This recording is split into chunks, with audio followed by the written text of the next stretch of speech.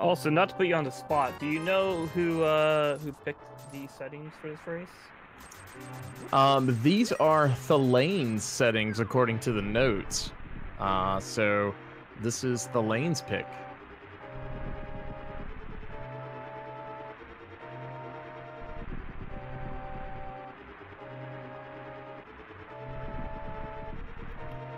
All right. Oh God. Okay.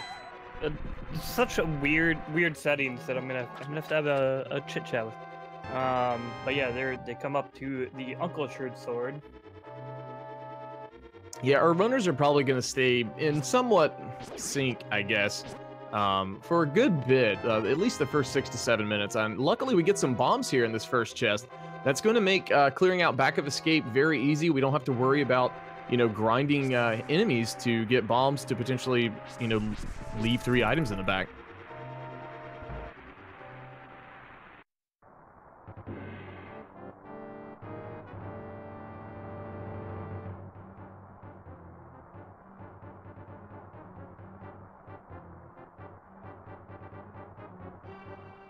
Yeah, it's really an ideal start for our plays here. Because obviously you do, as you mentioned, you want that bomb before the end of escape, so you can check those 3 chests. But they got that 300 rupee chest at the beginning too, which means they also don't have to worry about money for the bottle merchant in Kakariko. Yeah, some of those early game worries of the runners, as we see saltyphry getting a full magic refill there from that enemy. Some of these early game woes that you may see the runners have sometimes, all are alleviated, it seems, right here at the beginning. It's kind of nice.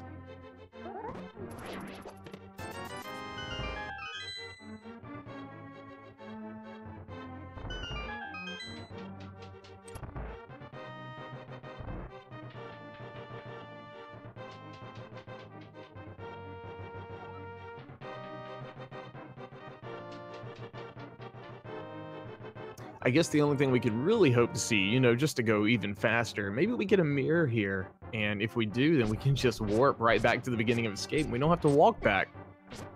Oh, the lane. Taking a ton of damage from this ball and chain guard. He went back and grabbed the pot. Yeah, the ball and chain guard has about 8 HP, so he takes 8 slashes from the fighter's sword. A thrown pot does 4. So he made a nice combination there of doing a couple slashes, and then when he got really low on health, went back and grabbed the pot and threw it at him. saltyphry doing a similar strategy. And that's why they're about neck and neck now.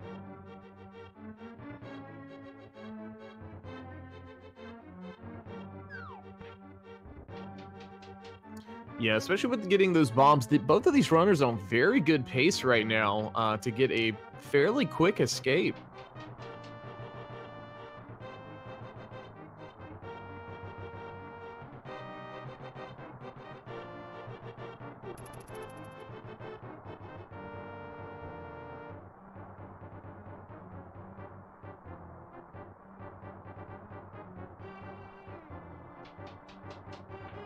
All right, so now we're headed into the back of escape right after we get through this throne room. One thing to make note of, we don't have a lamp yet. However, the devs have been so kind to at least give us that cone light or light cone to illuminate this for us, even without the lamp. This is the only room that'll be illuminated, however, as far as dark rooms, without that lamp.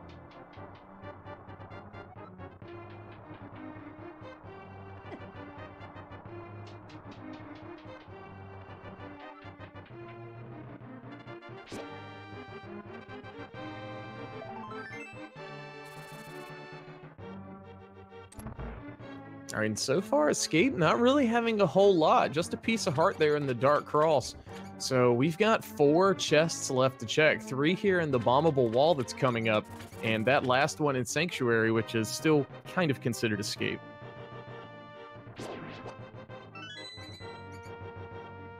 Yeah, and I do believe we haven't seen the map yet, have we? So that will be one of those items.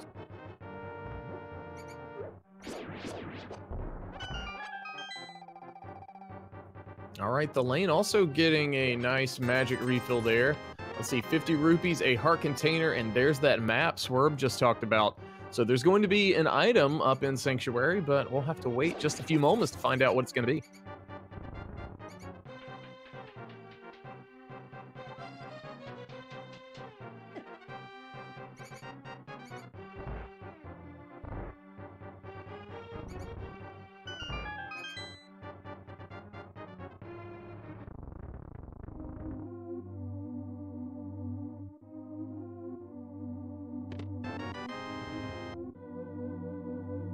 And the hammer shows up here in Sanctuary.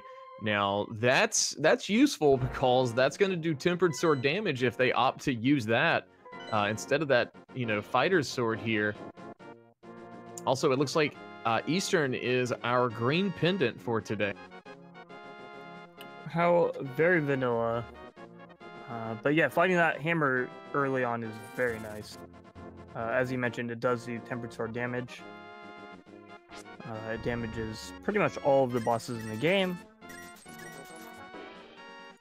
as well as opening up new areas with hammer pegs. Both runners utilizing that tree pull. Very nice drops today, 20 rupees, so we get 80.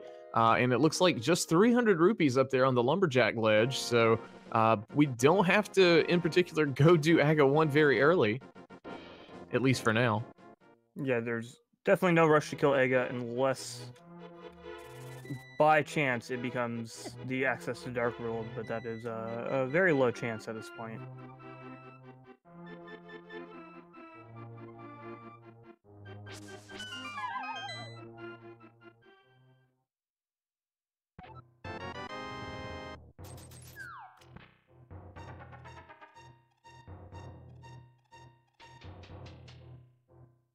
All right, saltyphry making the play down into Blind's hut. So we've got quite a few chests down in here that we can take a gander at and see what we find.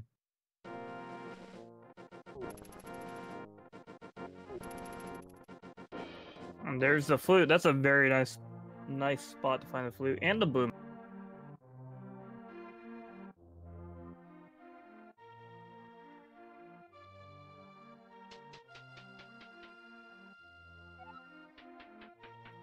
Convenient 3 bomb drop there as well. But I can't think of a more convenient location for the flute to show up, because you're already here. You can go ahead and activate it, and now we don't have to utilize save and quit quite as often when, we're kind of at a standstill as far as item checks.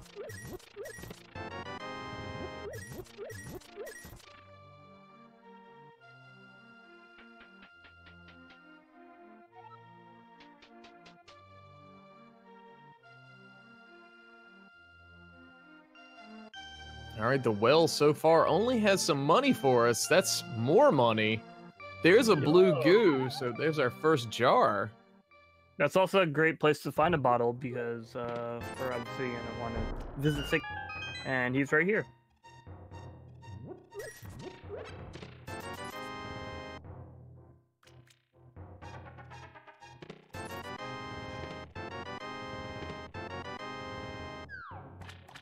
So saltyphry just picked up that red boomerang. Thalane will be doing that shortly. One thing to make note of here, this is hard mode.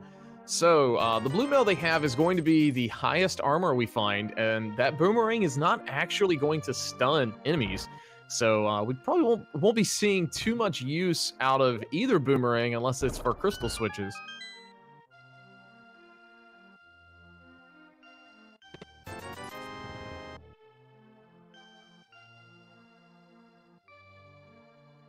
Yo, we got a nice chicken clip on saltyphry's side.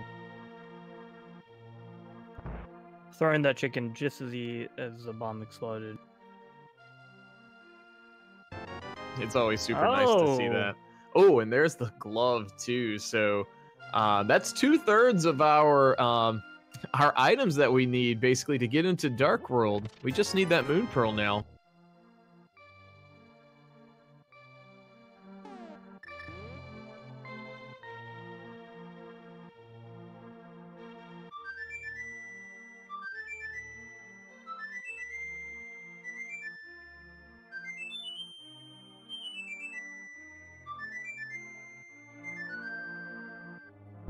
All right, saltyphry about to give us our first check. Looks like the magic cape is up in library. That's one of those, do I need it? Do I not need it? It kind of is going to depend maybe what's on the bumper cave ledge. Yeah, it only unlocks a single location, which is the bumper cave in the Dark World. Seeing it this early, that could be a factor. It'd be very important.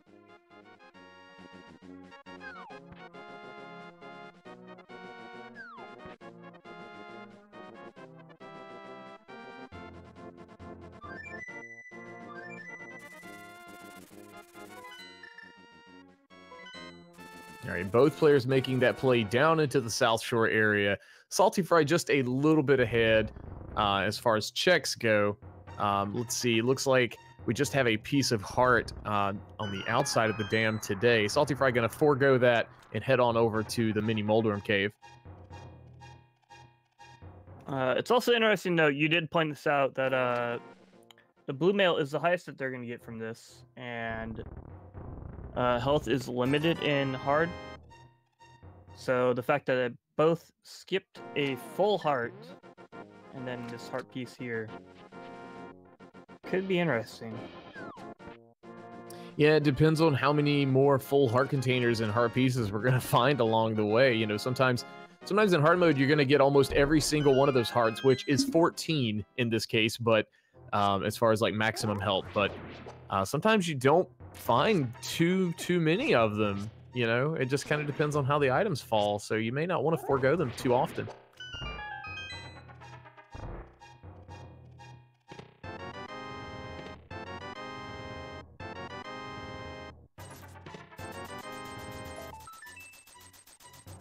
And mini Moldorm Cave not really having a whole lot for us.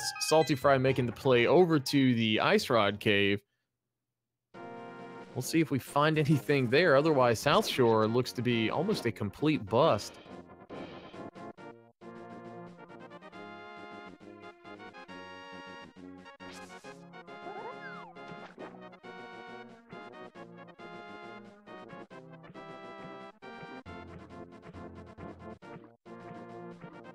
Speaking of those hard containers, there's one inside Ice Rod Cave. However, Thalane's going to go ahead, do this fake flipper over to the hobo fisherman area and see what he has for us today. Looks like saltyphry is going to follow a similar path. Yeah, we're going to continue this trend right now of kind of mirroring each other's footsteps. Oh, we got a lamp from the hobo on the lane side. An out-of-sequence lamp. That's always a weird find because, you know, you want to go check every single dark room when you can, but at the same time, it may not lead to progression. You may get locked as far as the progression path goes. So we'll have to wait and see how early those flippers are going to come up in this item pool. Yeah, it's not a super important item in terms of progression for players of this caliber, but it is very helpful in kind of deducing the logic of the seed here. So that's going to be a very useful clue.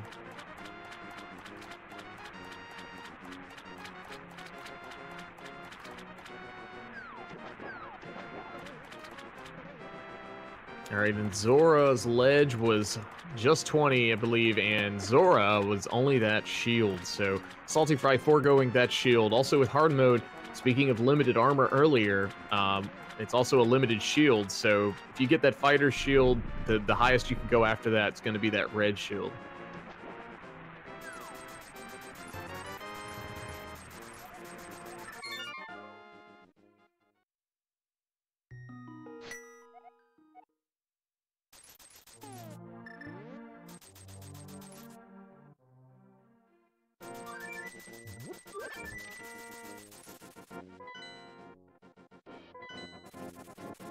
So we've got our first divergence here. saltyphry heading over to the Eastern Palace area, while Thalane is going to check out what is on Death Mountain, at least what he can get to for now.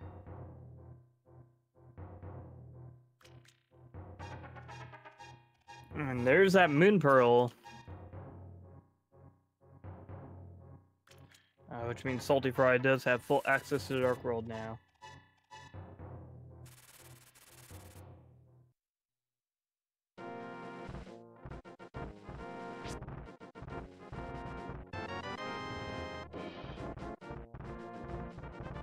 All right, the old man today on the mountain only has 10 arrows for us, but that convenient save and quit point where we can continue from is one of those nice things to get. As Thalane heads on up to the Spectacle Rock area, saltyphry making that plunge into Dark World. I believe we're going to go ahead and get our check of Hype Cave here in just a moment.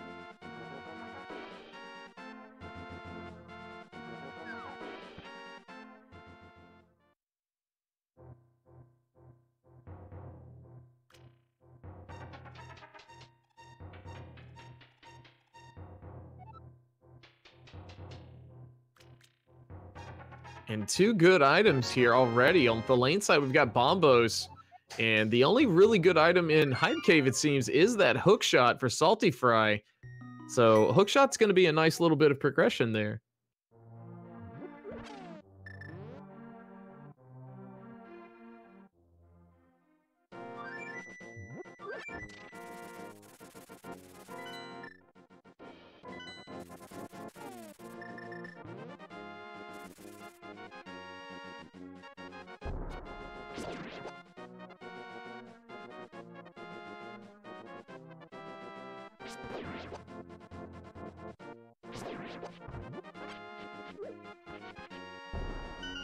Stumpy only has 5 rupees for us today over on saltyphry's side, and Thalane going to go ahead and kind of mop up Sphere 1 here and go ahead and pick up that full heart container over in Ice Rod Cave.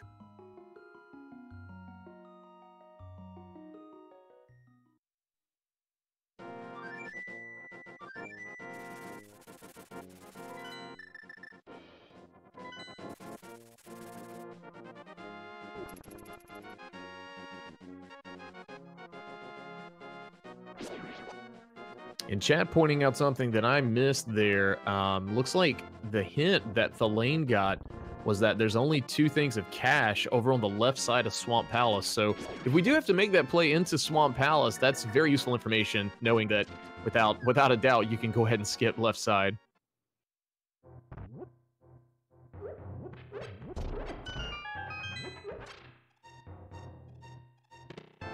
And then we also got a save and quit on saltyphry's side. Because he found himself at a bit of a dead end in the South Dark World without MIPS.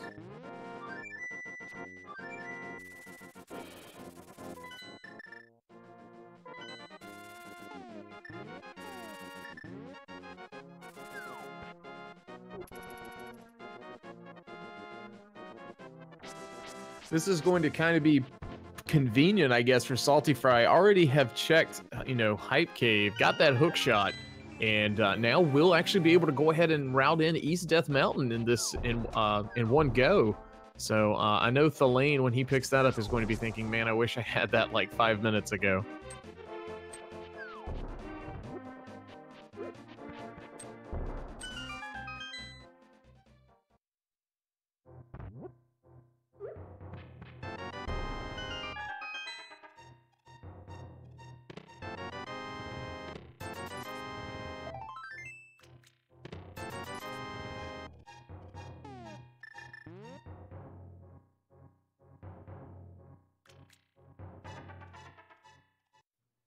And saltyphry now going to be getting that Bombos medallion and getting that hint as well about the double cash in left side swamp.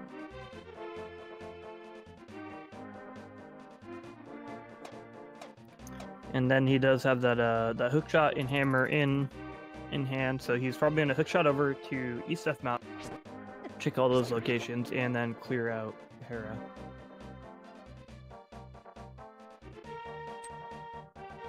Yeah, one thing of note here, we could find that fire rod over on East Death Mountain, but saltyphry did not go pick that lamp up. So if Hera is by chance fire locked, it's not going to be quite so, I guess, streamlined for him. But we'll have to wait and see what we find here on the east side. And there's the Titan's Mitts on the side of the pyramid for Thalane. So that's pretty useful, I'd say. That opens up a few more checks next time he heads up Death Mountain.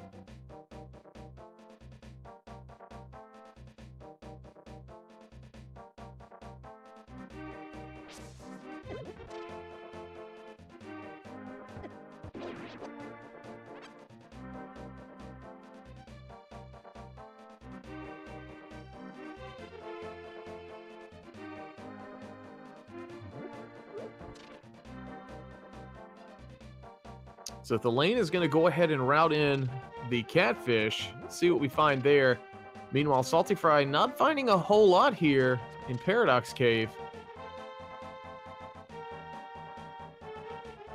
Except the boots, that last chest. So now we are fast, boys.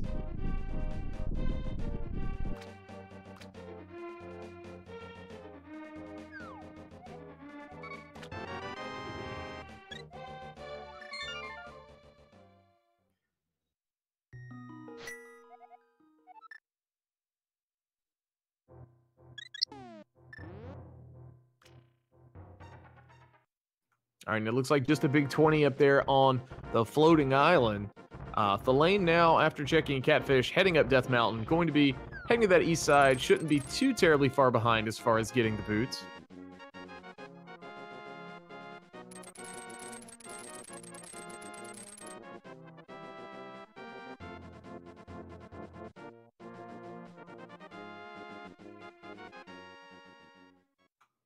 The first item location, just a compass, so for saltyphry's sake, I'm kind of hoping this is going to be a big key. That hint, kind of useless for us, just some cash in plain sight. There's that big key, though, so we are not firelocked here in Tower of Terror tonight.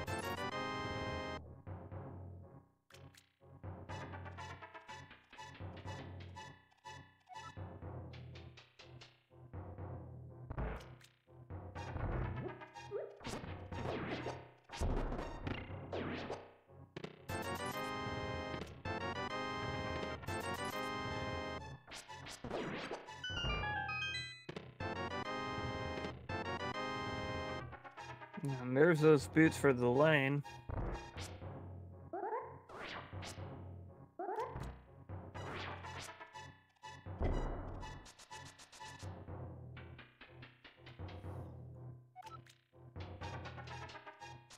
So saltyphry is kind of that, you know, that nervous moment, I guess, if you want to call it that, for Tower of Hera. One item, but we also have that big key, so the item on the boss, granted, if we can clear it, clear that boss today, but it could be the map or it could be the second item, and I know these runners are hoping it's going to be that second item.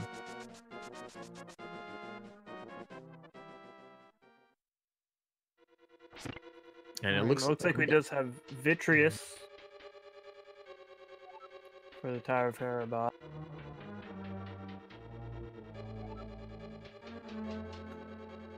saltyphry taking a lightning hit there, down to just 3 hearts. Gonna have to kind of play this a little safer. Making good use of those bomb strats, though.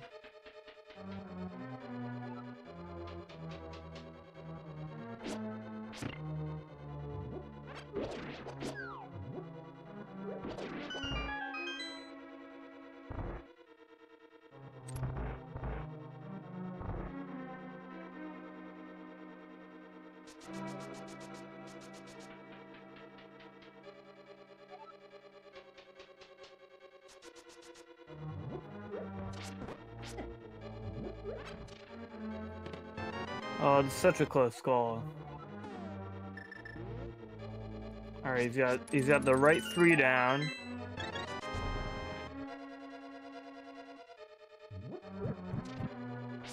Fighting Vitreous with this equipment layout that he has right now, it's an exercise of patience and skill. So it's a matter of just not trying to rush yourself. You know, obviously, if you take a death here, it's going to be slower than if you miss a hit. So there's no point in rushing. He's going to just go ahead and try and do this as methodically as possible. And then meanwhile, on the left side, we do have the entering the boss fight as well. And now he's making good use of the hammer. So as you mentioned early on, that does do tempered sword damage.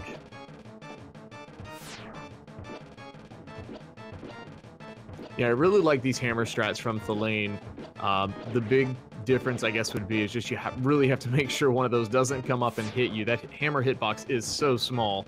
But both of our runners using that hammer now, doing a very nice job here.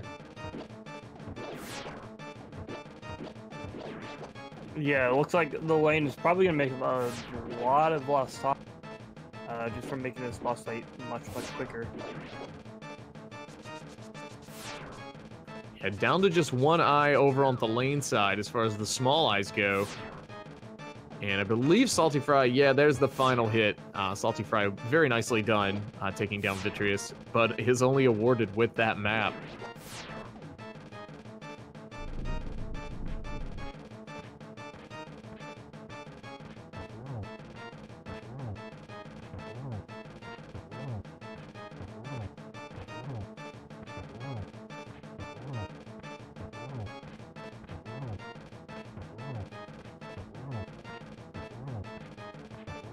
So with no fire source, Salty is going to have to leave an item down in the basement, and thalane finishing up Vitreous there. Very nicely done.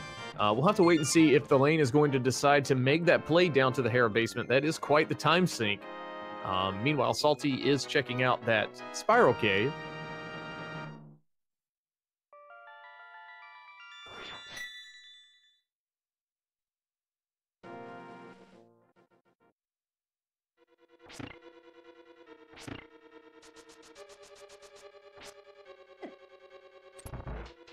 All right, and nothing of use over in the spiral cave chest. Thalane is going to opt to go ahead and do the basement here.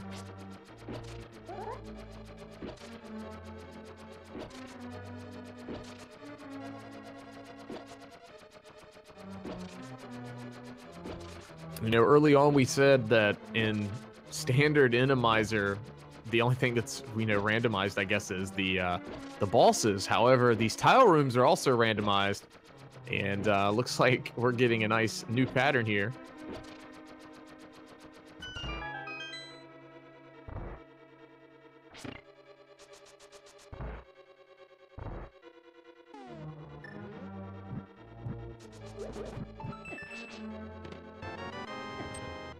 Oh dang, and then we got a mirror and a master sword behind the waterfall on saltyphry's side.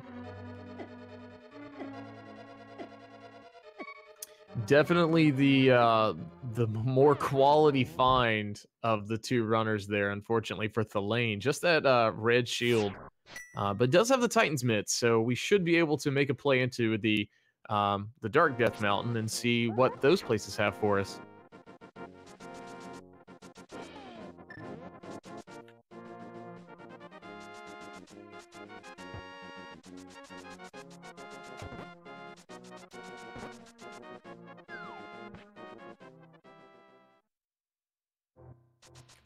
Yeah, now we have the lane in Spiral Cave. He's kind of following saltyphry's lead here.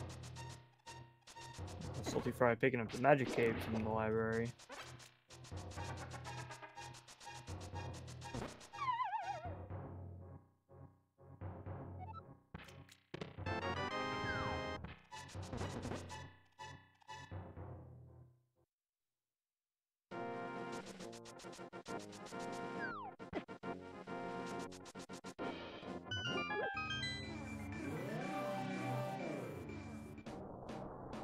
All right, so saltyphry heading over to that Kakariko area Dark World portal. We'll be getting our first check of Village of Outcasts on his side. Meanwhile, thalane is going to be giving us our first check of Super Bunny Cave, and I'm going to assume also Hookshot Cave.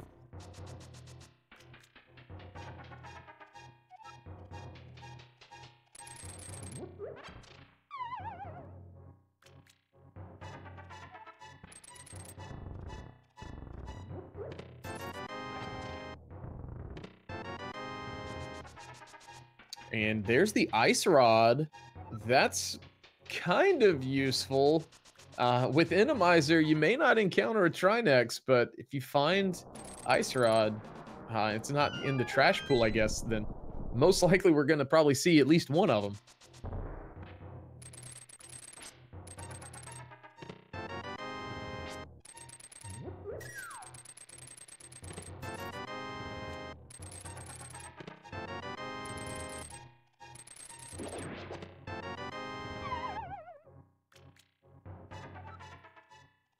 And it looks like Hookshot Cave kind of coming up empty for thalane. Just a bottle in there, so up to 2 bottles now. And Bombos is going to be our Turtle Rock medallion for today.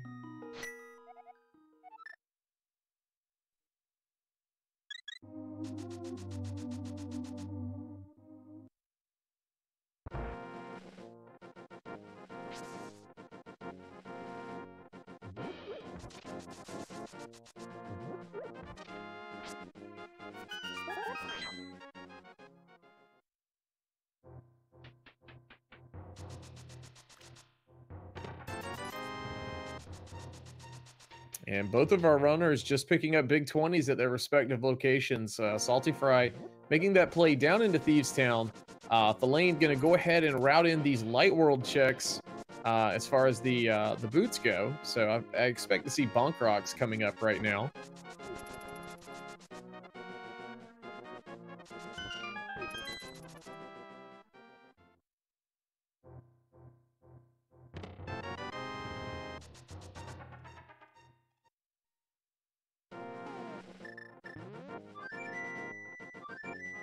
And saltyphry getting another sword upgrade. So saltyphry at his maximum sword level since this is hard mode. Temper Sword being a very nice upgrade from Master Sword.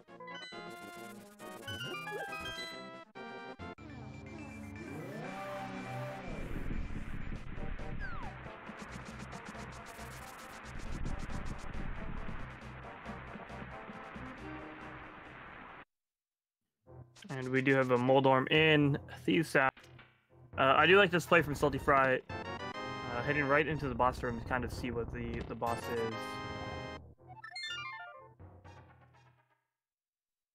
And I don't believe either runner really gave us a map check, so we are now rewarded here with our red pendant for finishing up Thieves Town.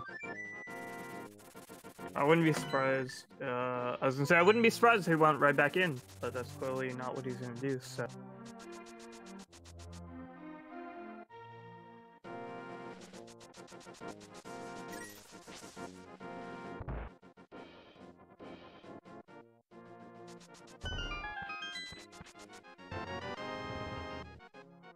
And thalane opting to get that magic cape as well.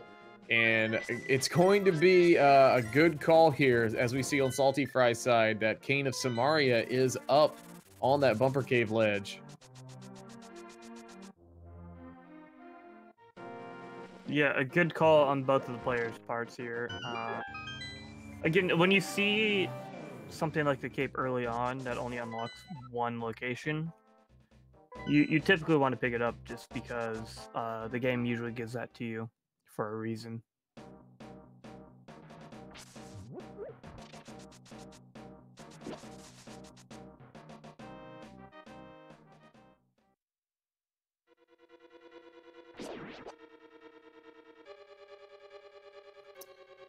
All right, so thalane opting to go ahead and check the front side here of Skull Woods.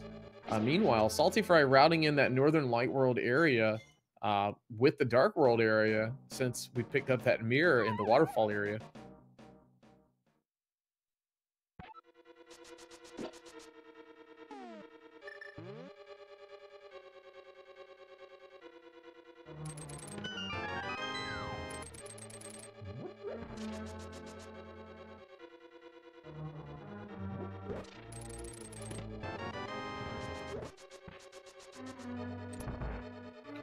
And there's Quake on thalane side. I'm not sure. Let's see. It looks like a Mire was Quake, so that is going to be our Mire access. And with the Cane of Samaria up on the bumper cave ledge, that's going to make it where at least thalane for now can go ahead and maybe clear that dungeon out.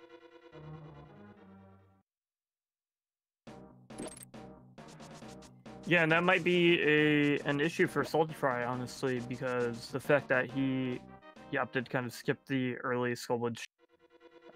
Who knows when he'll get around to actually going there.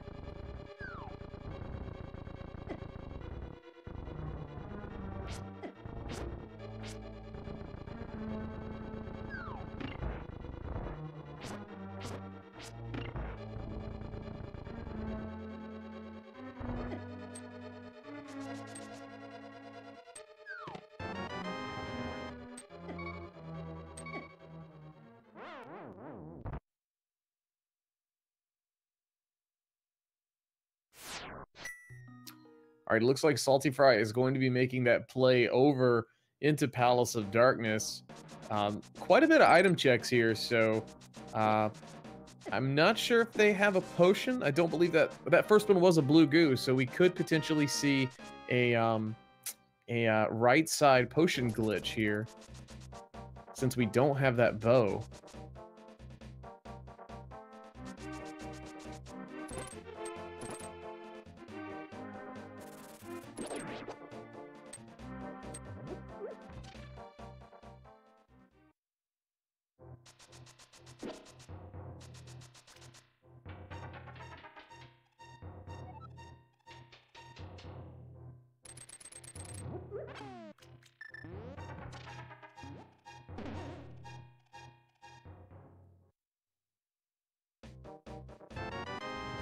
So thalane picking up Cane of Samaria and saltyphry getting that small key in that first chest. So we can kind of go about this the vanilla way. And we'll see what Palace of Darkness has for us.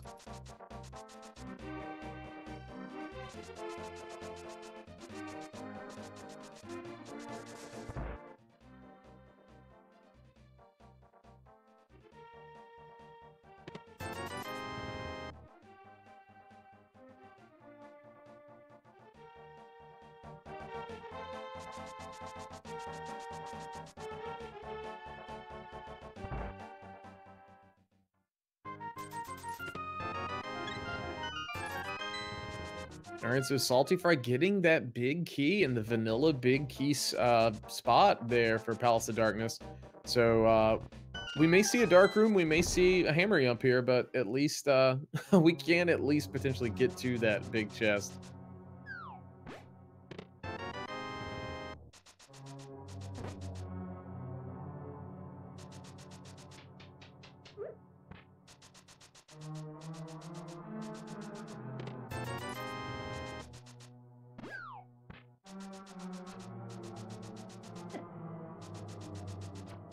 All right, saltyphry making use of that potion glitch I was just speaking of.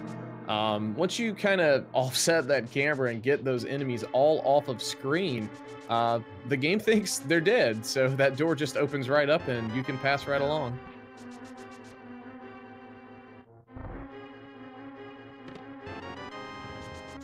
Yeah, specifically the game looks for when you're in a room like that, like a kill room where all the enemies are, it looks for enemy sprites on the screen. And if you can offset the camera like you do there, and then trick the game into seeing no enemies on the screen, then the door unlocks.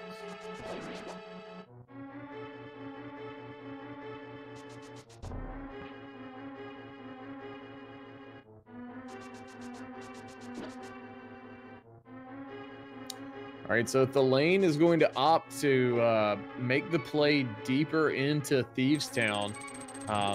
Meanwhile, saltyphry getting a heart container there, and on the right side of Pod, just picked up an ether medallion.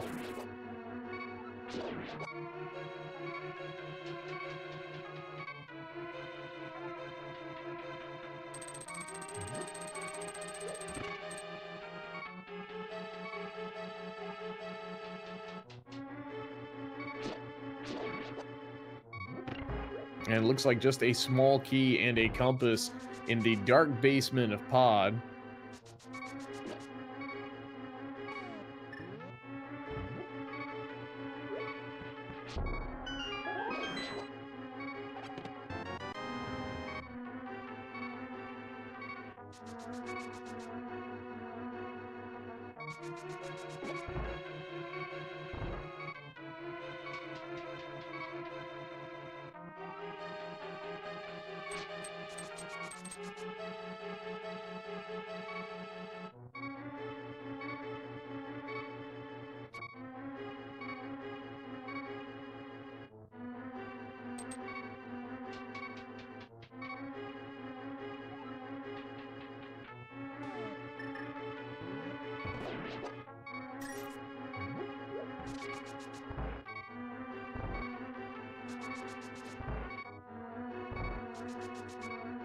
And just 10 bombs in that big chest of Pod.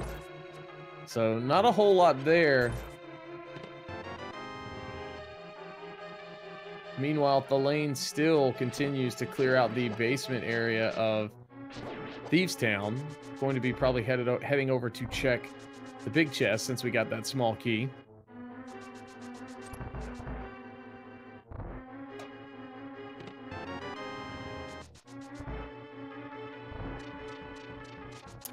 Being rewarded with just the shovel, so that's kind of a, another one of those fetch quest items.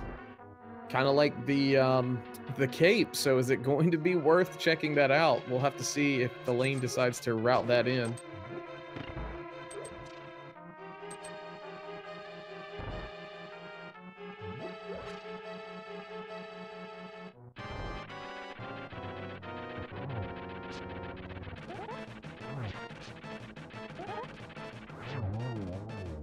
A very nice Moldorm fight by thalane. I will say I do really like the red Moldorm that we got here in Thieves Town today.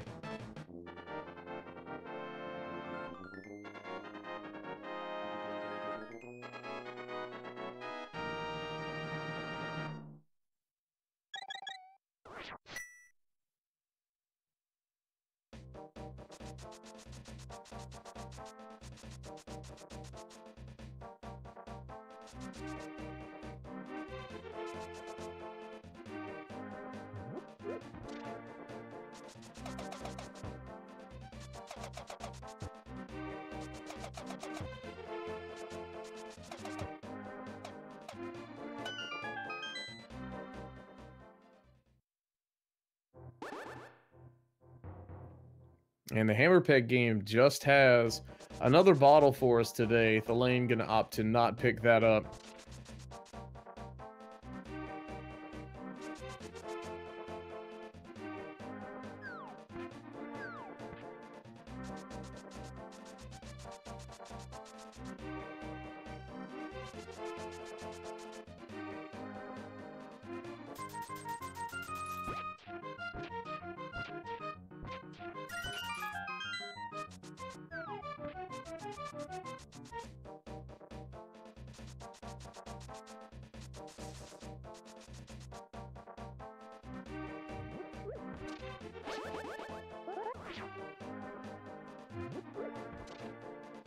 All right, so saltyphry kind of also coming up empty there for Pod and Eastern Palace. Not a whole lot of progression.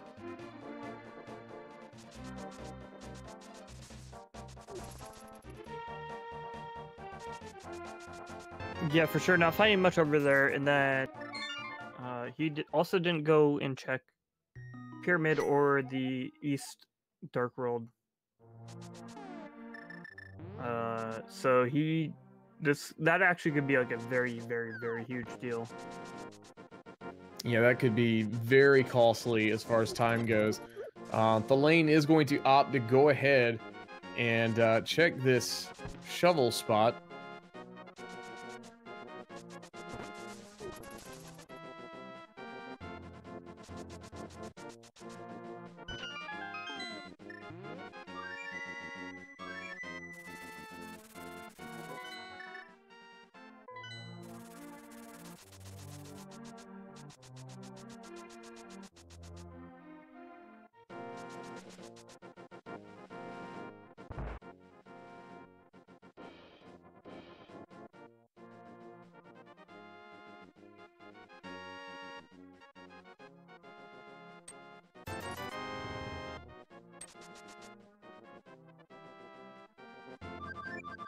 All right, Blacksmith's only having 10 arrows for us today on thalane's side.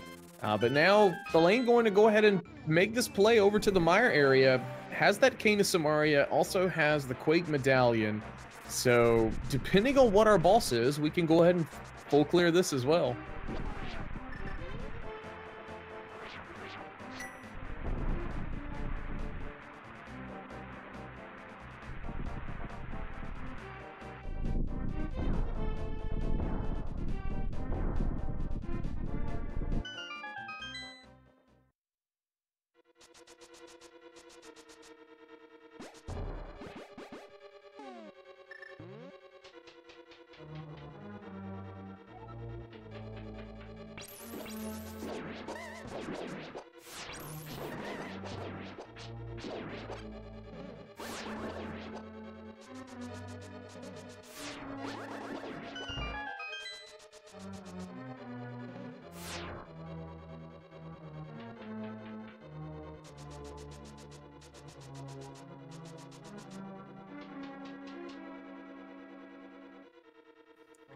I do like displaying the mire from the lane side here.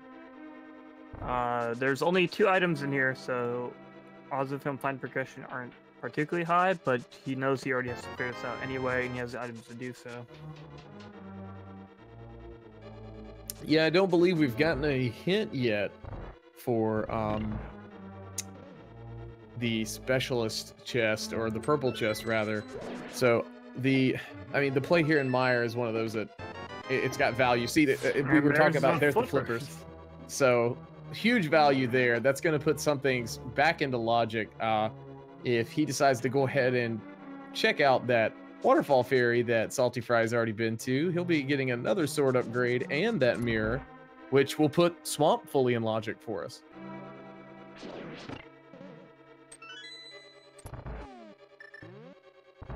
Yeah, we'll have to see what he decides to do from here. So yeah, as you said, Swamp is fully in logic. He has a hook shot, he has the flippers, he has the hammer. But also Ice Palace is also in logic now with the flippers and bombos. And also that hammer. So I do find it interesting that that big key was fire locked here in Mire. Almost like, you know, that intended double dip. So very nicely, I guess, routed in by luckily finding that lamp early with that small sequence break of the fake flippers.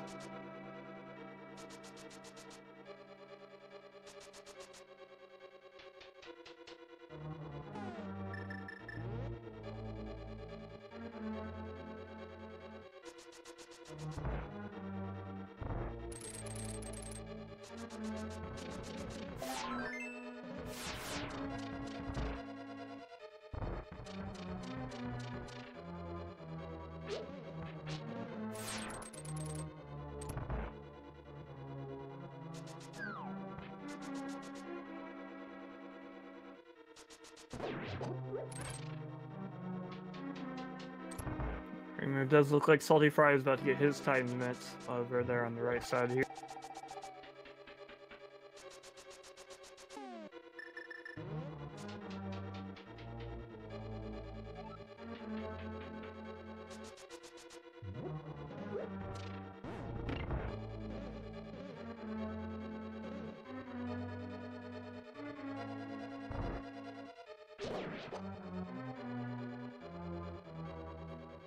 All right, and it looks like Salty is going to go ahead and make that play back up to Death Mountain to potentially go to Dark Death Mountain. We've got the Cane of Samaria. There's one chest, and depending on how the keys fall, maybe a couple more in logic inside of Turtle Rock as well. That's kind of a lesser seen play, though.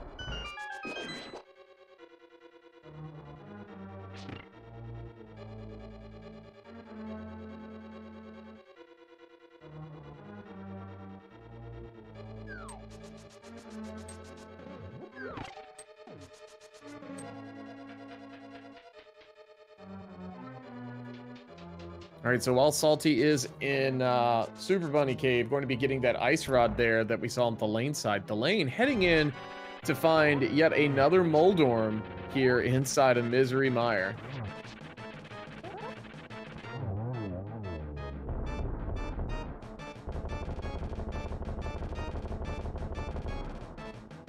Making good use of his spin flashes there to make that fight go as fast as possible.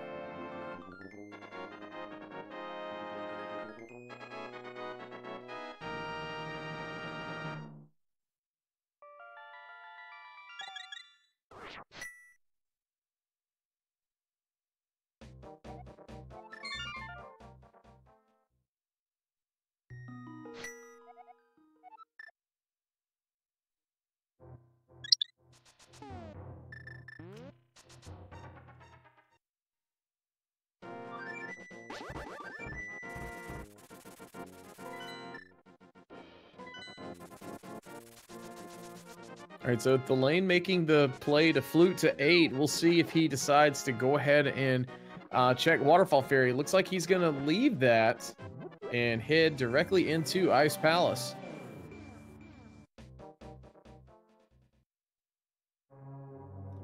Yeah, I think having the flippers in hand and Bombas, I think this is a very smart call.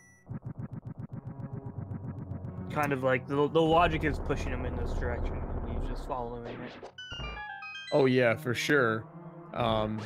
We've got 3 items here, so I mean, very high potential as far as dungeons go for finding more progression. Plus with the hints, you know, we've got 3 potential hint tiles, so maybe we can glean some more information from those as well.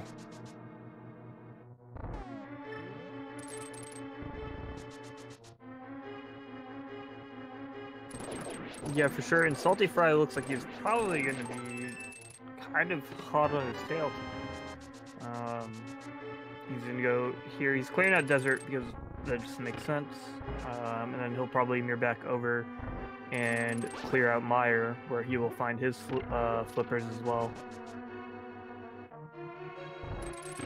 And then from there, I'd be very surprised if he didn't either go to Ice Palace like thalane or go to Swamp Palace.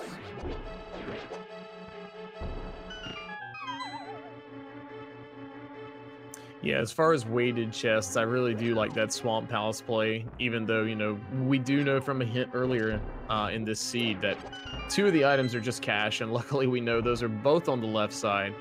So it's going to make for a fairly quick Swamp Palace when we get there.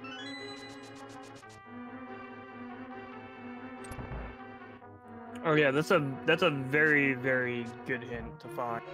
Is the west side Swamp Palace hint. And honestly, to me, that's like all the more reason to go there, because you know that you don't have to check that side.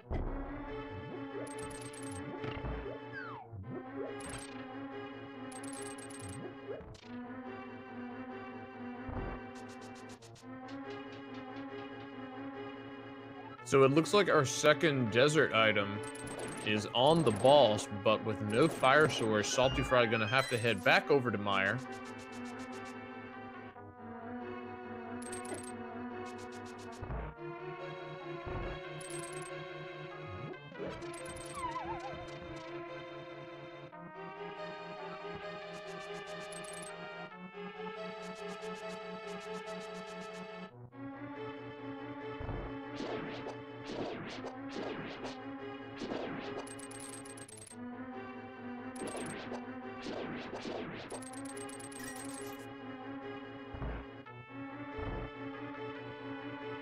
And Checkerboard Cave only has 50 rupees for us today.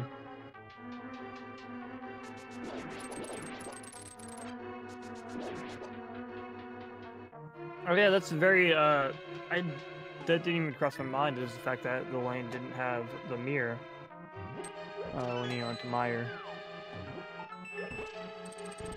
We know that that's irrelevant now, but that could be something that's laying on his mind. Oh, and the fire rod.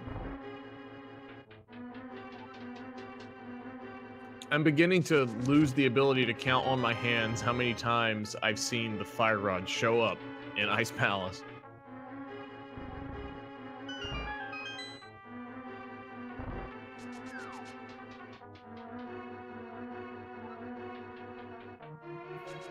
Finding fire rod is particularly in this kind of randomizer, I guess, is kind of a big deal, because this ensures the fact that the lane can kill any boss that he runs into now.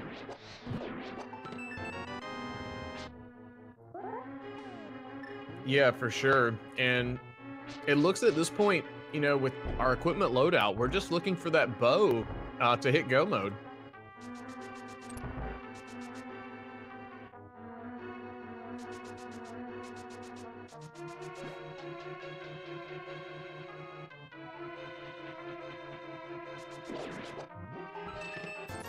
Yeah, the bow's the only major item missing.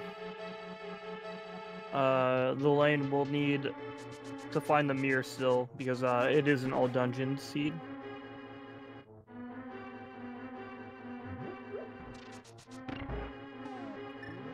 Yeah, with that, where he is now, it kind of makes you wonder, is he going to go ahead and check it after this, or, you know, make a different play? It'd be really nice to be able to mirror out of here. You know, once you finish mirror back to Light World, go ahead and check that waterfall fairy, but with the mirror there, can't really do that.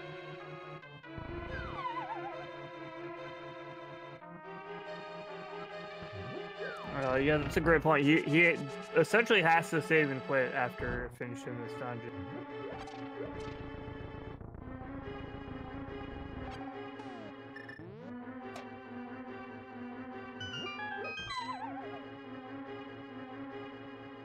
So I do you think it's gonna come down to kind of where that bow is actually?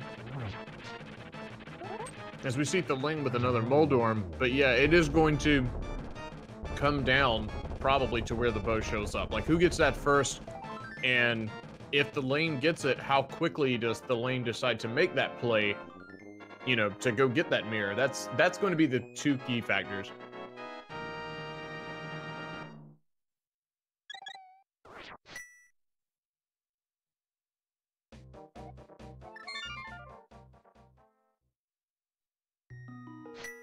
Yeah, there's that expected save and quit.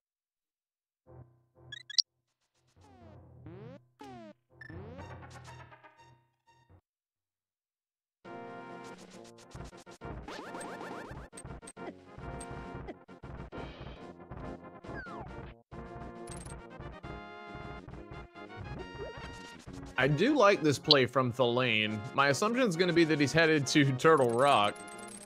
We do have that fire rod, so now we can, you know, basically full clear it. The only thing we can't do is check Mimic Cave, and that bow very well could show up in Mimic Cave.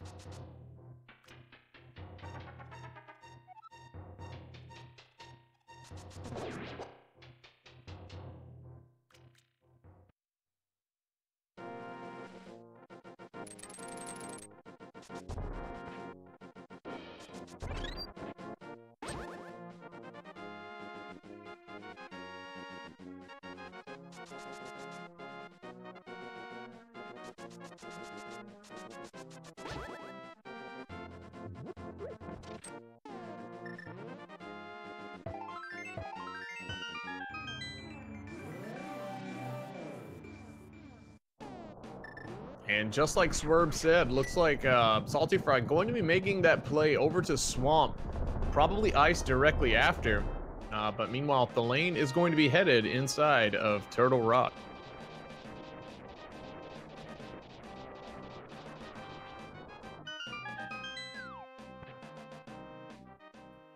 Yeah, as I mentioned, it's really gonna come down to wherever this bow is. And this is uncharted territory for everyone involved, so the bow could be here in Turtle Rock, it could be in Swamp Palace. Yeah, we've got two very dense dungeons with a lot of checks, and all of it new information to us, so we could see a whole lot flying here at one time.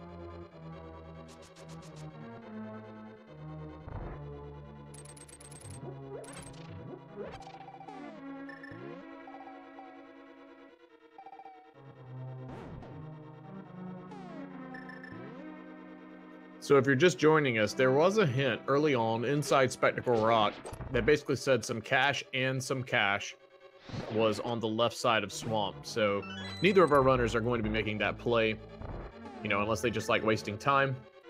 But we just see the compass here in the south room. So now we'll get the play towards the back.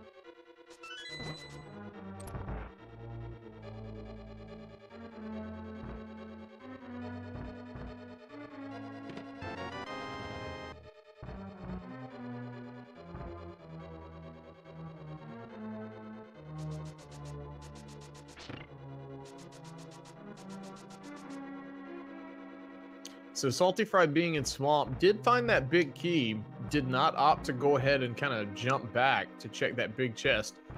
Maybe we'll route that in if we don't have, if we don't get the bow on Argus potentially. But thalane continuing through Turtle Rock.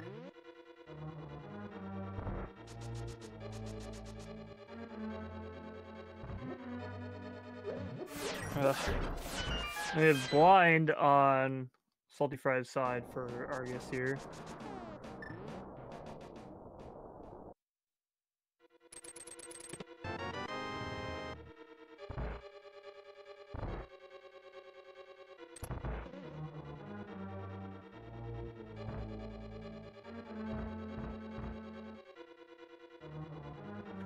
Very nicely done there by saltyphry, getting that first of the 2, 5, 6 crystals.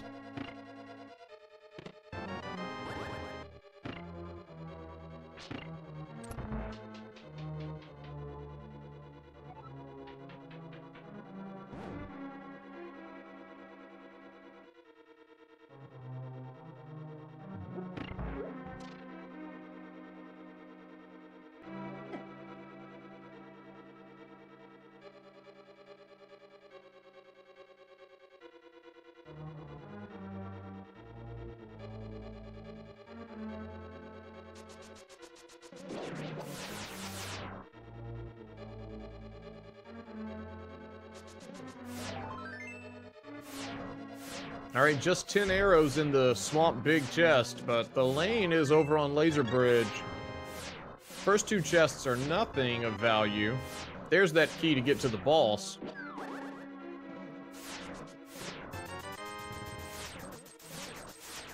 And just 300 rupees, so no bow on the Laser Bridge today.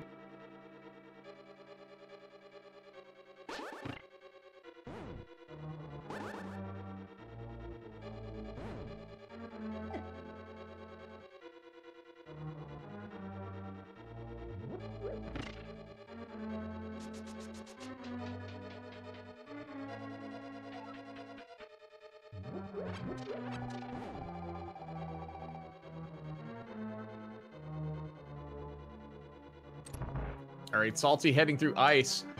Meanwhile, looks like we've got a Landmola's fight inside of Turtle Rock.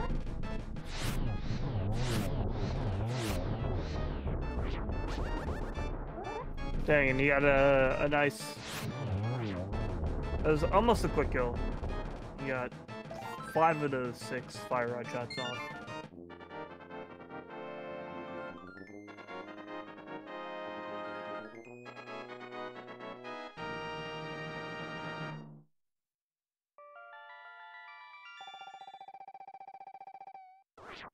All right, so no more progression for thalane at the moment. So now it begs the question, do we go ahead and start doing more overworld checks? Or hopefully we don't see thalane start diving maybe Eastern or Pod, since we know those are empty.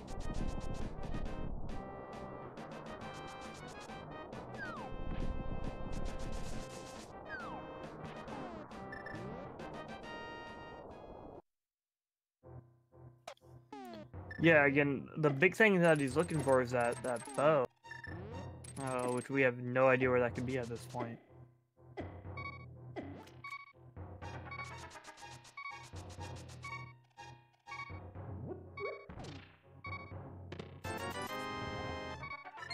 All right, Spike Cave, just 20 rupees. So nothing of value there. Thalane still needs to check that Waterfall Ferry at some point for a sword upgrade and the mirror.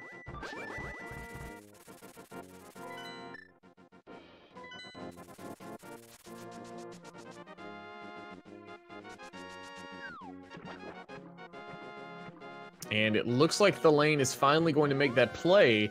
That's going to open up Swamp for him if he does, as well as a few other like overworld checks that require the mirror, but we know Swamp really didn't have a whole lot of value. The only thing is kind of unknown from that is the rewards from the 5-6 crystals and the potential for the Pyramid Fairy.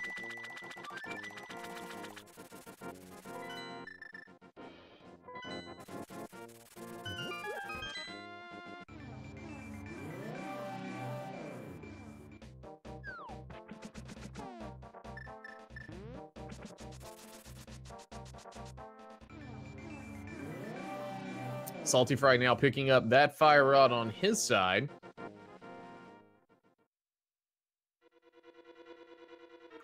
So now as far as items go, as far as progression items, our runners are pretty much even. It's down to a race of who can find that bow first and finish all these dungeons.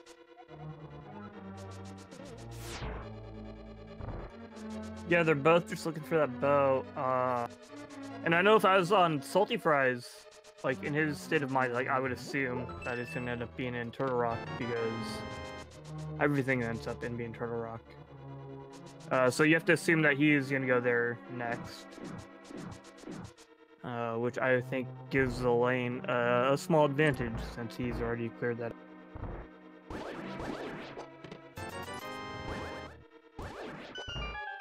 And I'm trying to remember from Saltyphry's visit to Desert, I think we left one item on the boss here. So Thalane will be able to go ahead and head to that boss now. And I think both runners also have left one item in Skull Woods. And with that fire rod in hand on both sides, that item's also in play.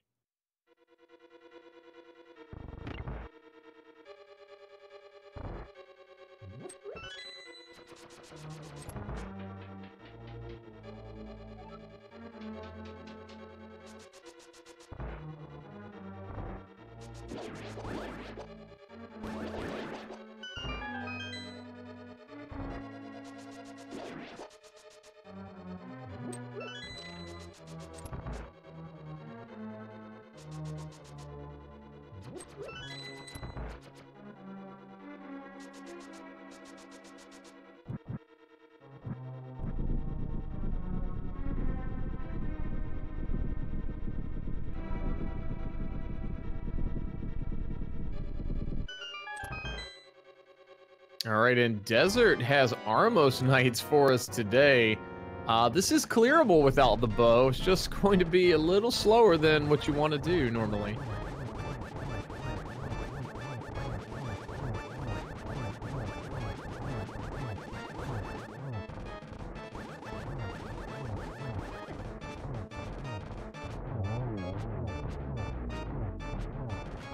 Meanwhile, Saltyphry taking out that Moldorm down in Ice Palace. Very nicely done. But only being rewarded with that heart piece and the blue pendant.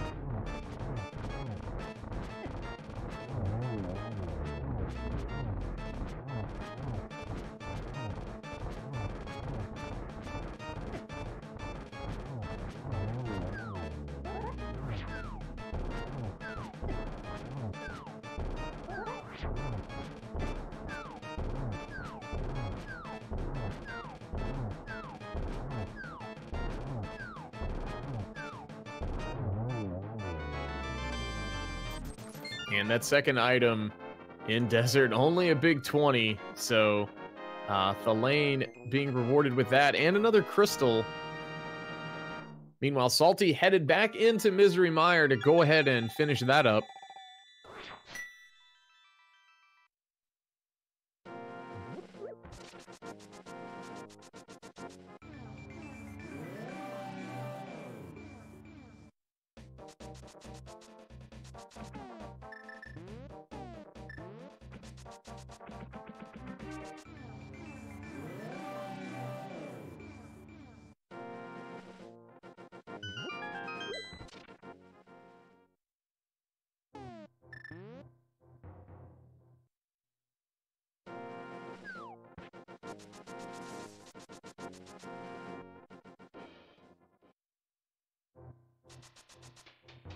And Thalane, this is the first time he'll be checking Agina's cave.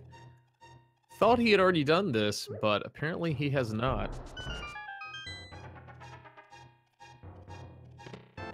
So after this, if you are the lane, what do you do? Well, given he doesn't know what's in Swamp, I do Swamp. Just because I know also after doing that, if I don't get what I want, there's 2 more items potentially directly leaving Swamp with getting the big red bomb. And then if that still comes up empty, you know, Thalane still doesn't know what's in Palace of Darkness. You know, we're seeing saltyphry's side as well, and we know there's no progression there. But, you know, if you were thinking of routing in pod, it's kind of a, you know, a good way of doing so, I would say. Yeah, no, it makes logical sense, yeah. You know, I'm still kind of thinking about that one item we've left in Skull Woods, but, you know, it's so far out of the way just for one check when, you know, it could be in that chest, you know, underneath the bridge where you got to go through the maze and all that, where, you know, if we find the bow somewhere else, we just go mode and we go straight back to the boss and finish it up.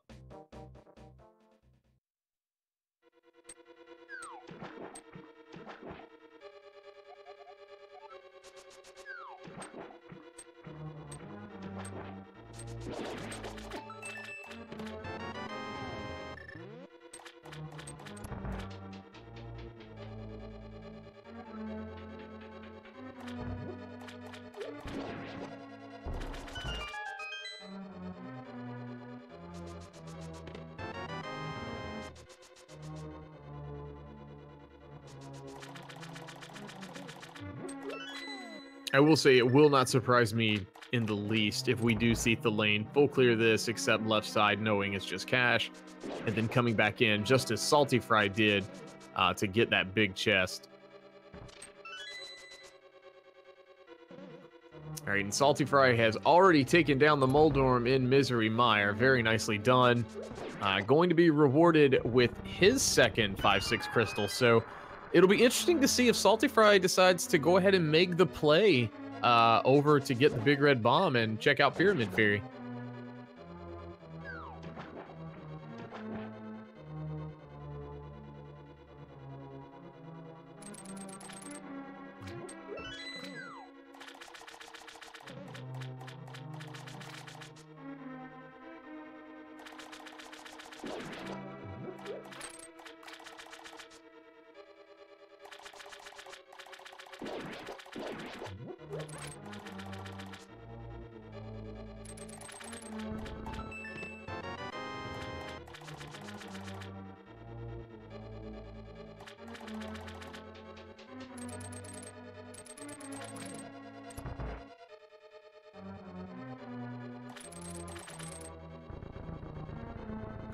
All right, so saltyphry making his way through the backside here of Desert Palace.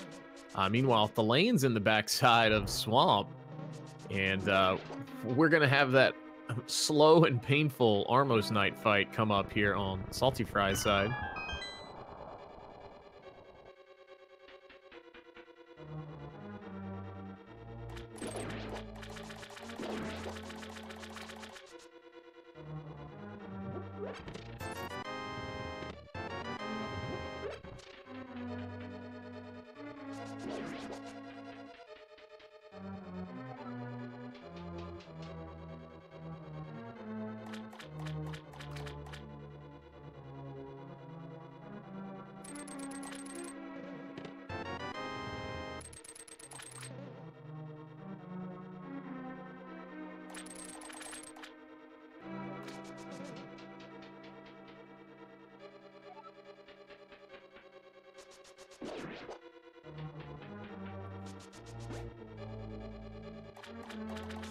This is actually a really, really close race. I know that sounds kind of out of nowhere, but like kind of thinking over it in my head. This could go either way at this point. Yeah, no doubt. I think the thing that could honestly swing this very one-sided The only way that would really come up would potentially be here on saltyphry's side. And that would be as, like, and I've seen chat talk about it a good bit here. What if that bow is in Mimic Cave? It could be literally ages before thalane decides to head back there. Oh, for sure. If I would say if the bow is in Mimic Cave, then saltyphry has this in the bag. Like, not even a contest. But yeah, it's where is that bow? Like, whoever finds it first is gonna win in all likelihood.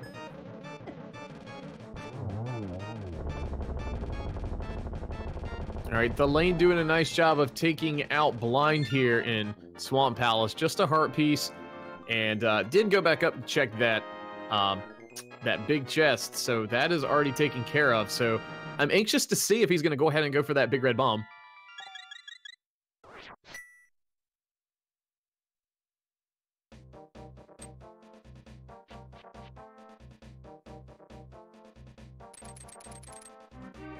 Okay, so this is also new information. K45 has not been checked, I don't believe, by either runner.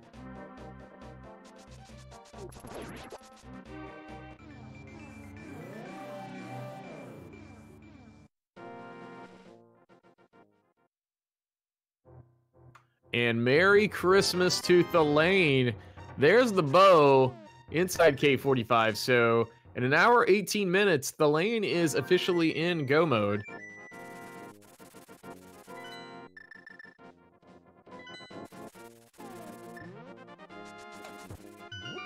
Yeah, and with oh boy, with Eastern and Pod and Skullwoods left, I would be very surprised if he doesn't pull off the victory here. Yeah, I guess what they tell me is that it's anybody's game at this point. Yeah, it could very well come down to, you know, as long as you execute well on thalane's side, it's pretty much yours to lose. Meanwhile, on saltyphry's side, very nicely done there by saltyphry to take care of Land Mola down in the Mothula room, being rewarded with that big key. So it'll be interesting to see if that item, the one item we've left here in Skullwoods, is in that big key chest, or if it's in this chest under this bridge here in the back. Really going to cost him a lot of time if it's not. Looks like he's skipping that chest, so he's headed directly to the big chest.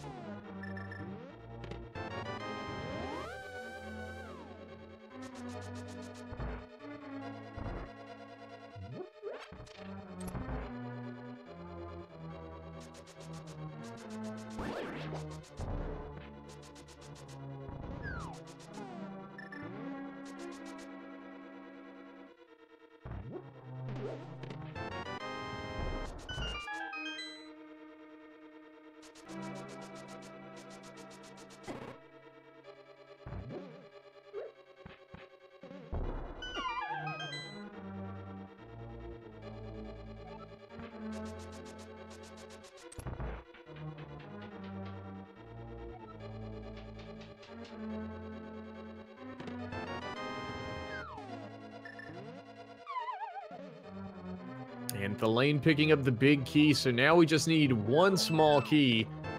And there it is. So thalane can now go ahead and clear out Palace of Darkness.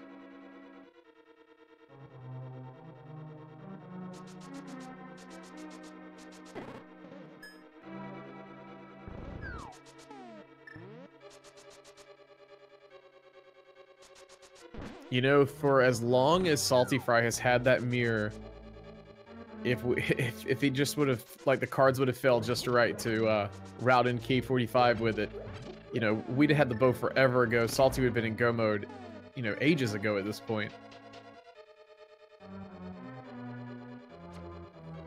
Yeah, I mean, you're not wrong, but you can say the same thing for the lane as well.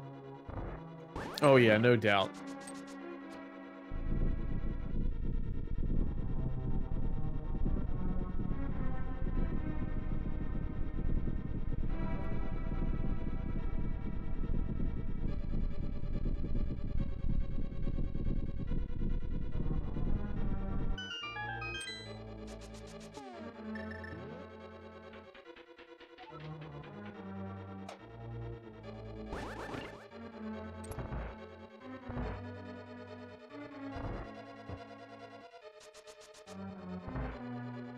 All right, so saltyphry headed up into Turtle Rock. Can't say I blame him for that. A lot of items here that he doesn't know of yet. Plus Mimic Cave. But Thalane is in the back of Palace of Darkness, getting ready to head to the boss. We'll see what boss we have in pod today.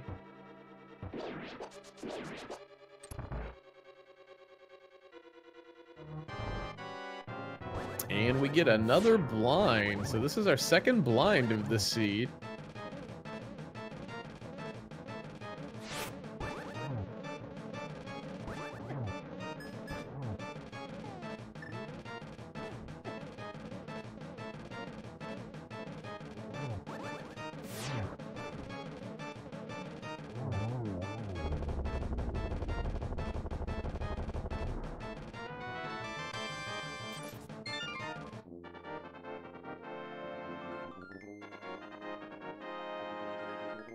All right, very nice fight there from Thalane, and being rewarded with that 6th crystal.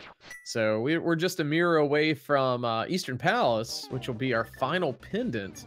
And then Thalane will have to head on over to Skull Woods before heading up GT.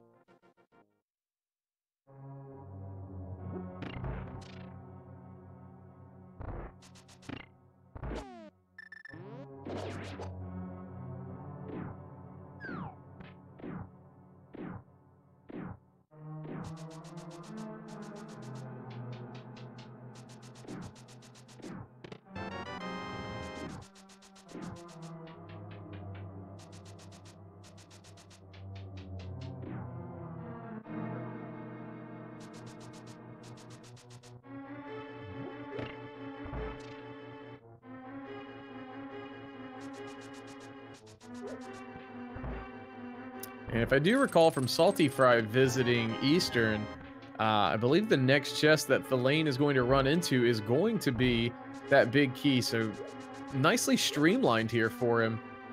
And won't have to worry about those dark rooms and, you know, eating up time doing that.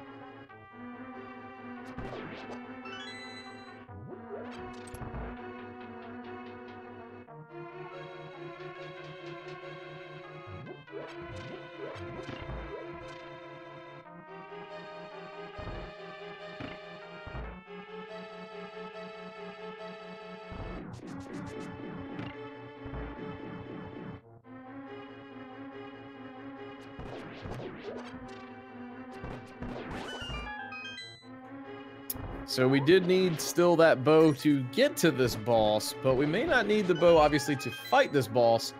And it looks like we've got a cold stare waiting for us inside of Eastern Palace today.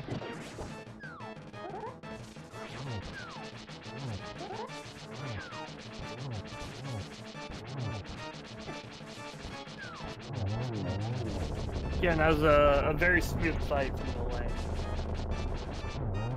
The spin up to the top right, and just the way he controlled the fight was very good.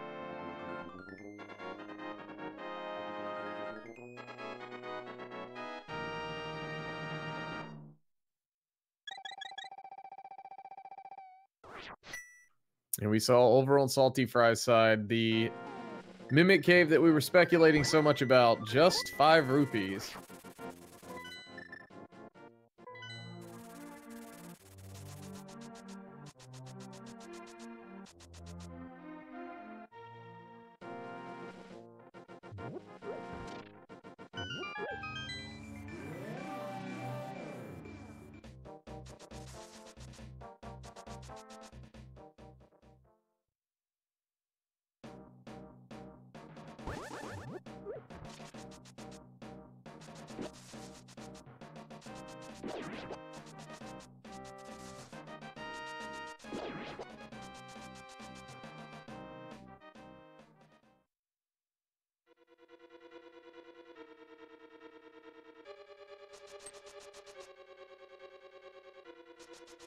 All right, so thalane just has to sprint back here, make a quick pit stop for that small key, and then we're gonna sprint on back to the very last portion of Skullwoods.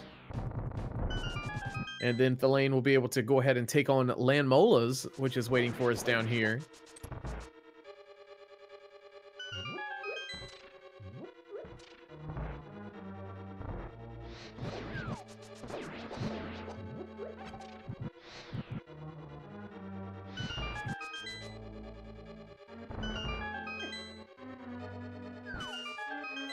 Very nice execution by thalane in that Gibdo torch room.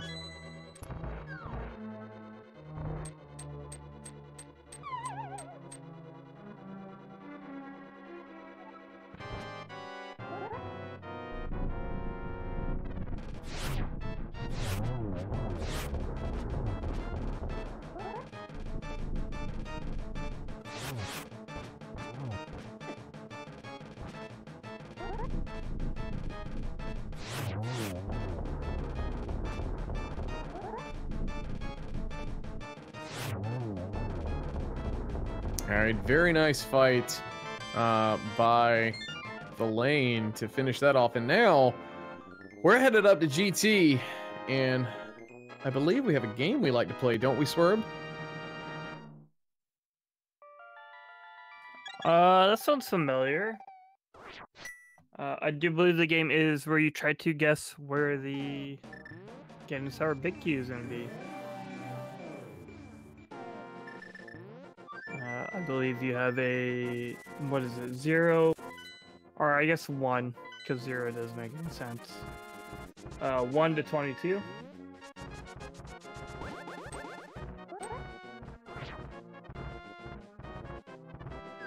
So yeah, get your guesses in chat, 1 to 22, and we'll be stopping that as soon as we see thalane head into GT.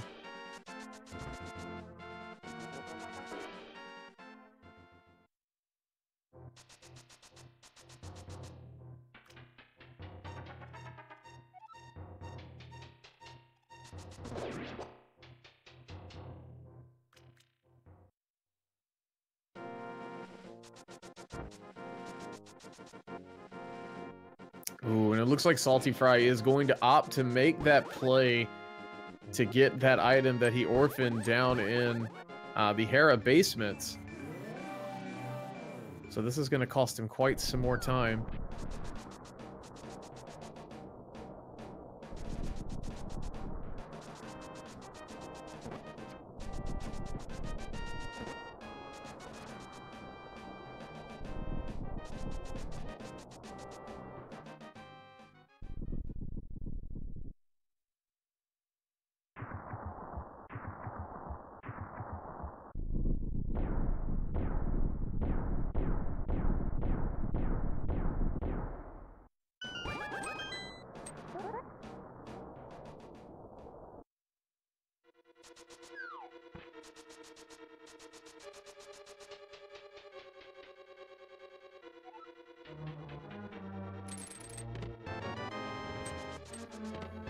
And it is chest number 2. A very generous GT for us today.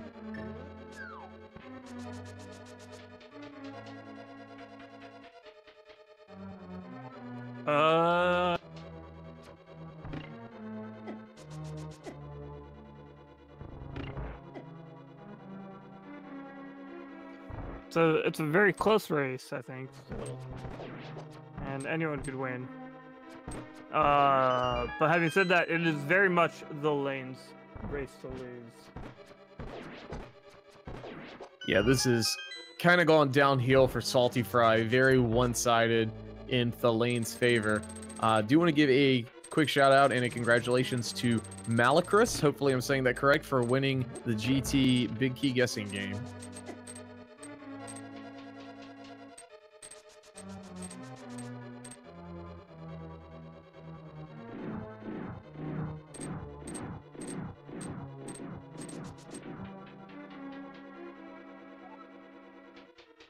So we're going to see 2 more entomized bosses.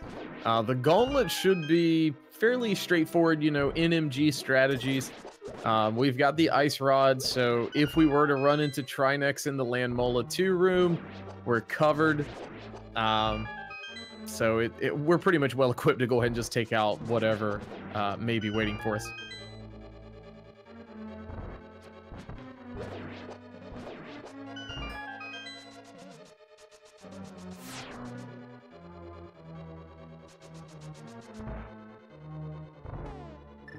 All right, and it looks like Cold Stare is hanging out in the Land Mode 2 room.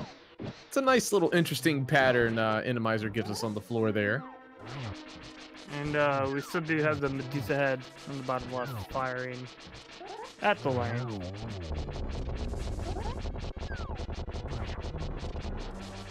The only reason I point that out is sometimes, like, when you get certain bosses in this ramp, you exceed the sprite limit, and the Medusa head doesn't shoot fireballs at you anymore.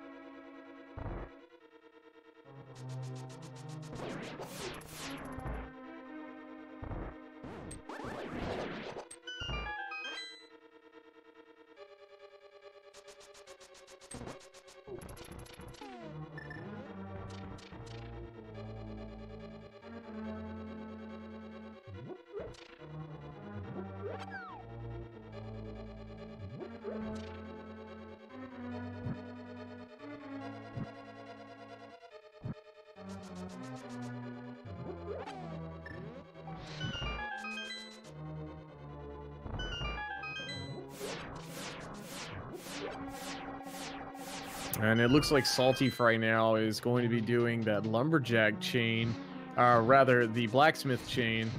And unfortunately, we kind of need him to start heading over to Cave 45. Got to get that bow.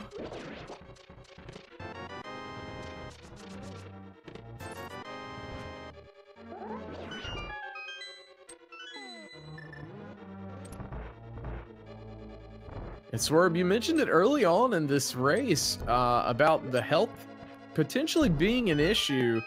I know we've got some high caliber runners here, but both of our runners just sitting at 8 heart.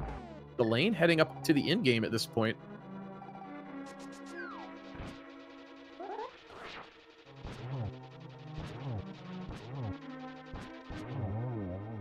Yeah, I think at 8 hearts he's probably fine now. But yeah, I mentioned it early on because having a lot of health early on is very helpful. Wow, can you believe that the lane not even giving us the satisfaction of that mold-on Q chest? Yeah, he checked the 2 before that bomb room, but nothing there. So now we're entering this Aga 2 fight, and I still think we got something else we got to take care of once we beat Aga 2, don't we?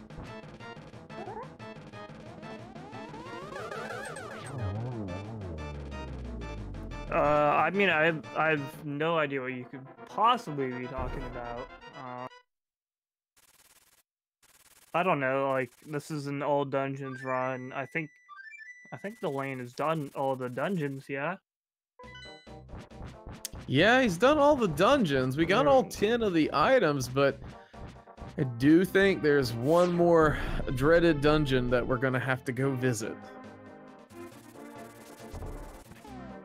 Do you mean to tell me that Agnum's Tower somehow counts as a dungeon? You are absolutely correct. So we are going to have to go ahead and do this Aga 1 dungeon. Hey, look, saltyphry found himself a bow. And now saltyphry at an hour 36 has entered go mode. Looks to be about, I think that's about 18 minutes past the lane picking that up. That's quite the time gap, unfortunately, for saltyphry.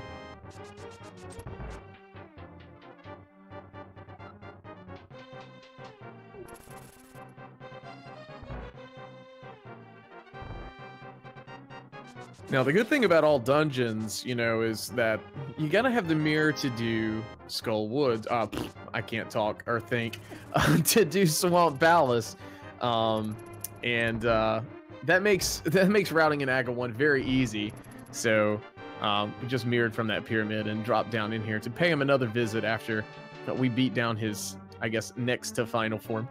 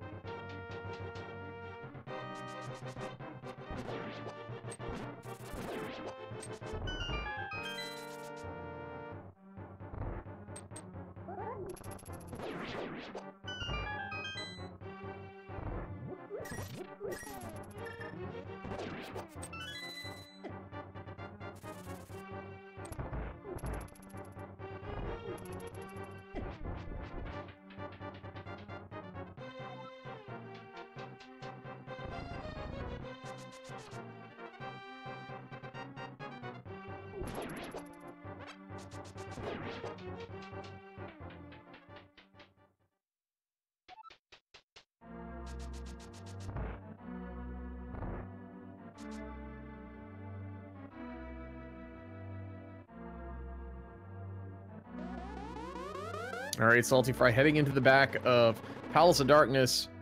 Doing these dark rooms should be fairly easy, given the loadout, but thalane will be heading in to fight Aga 1.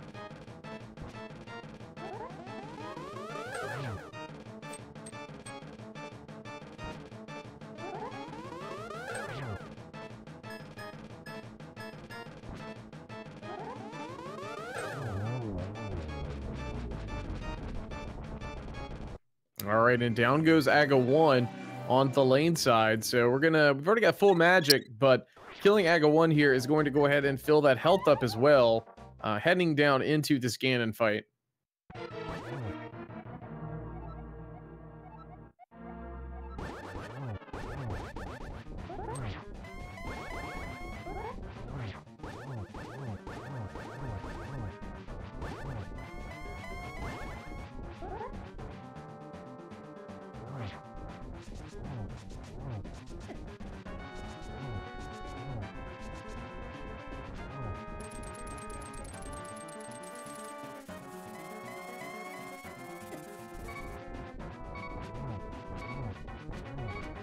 Ooh, and thalane taking a hit there on Ganon by one of the fire bats. We're still here in phase 2. Just 2 hearts left. I do believe he has a blue potion in hand if need be.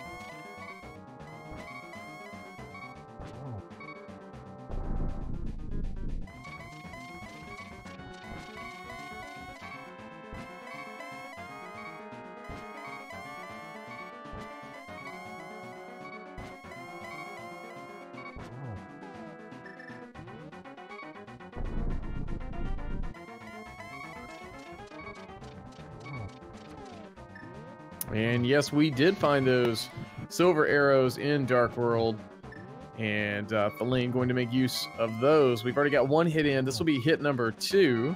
Just need 2 more.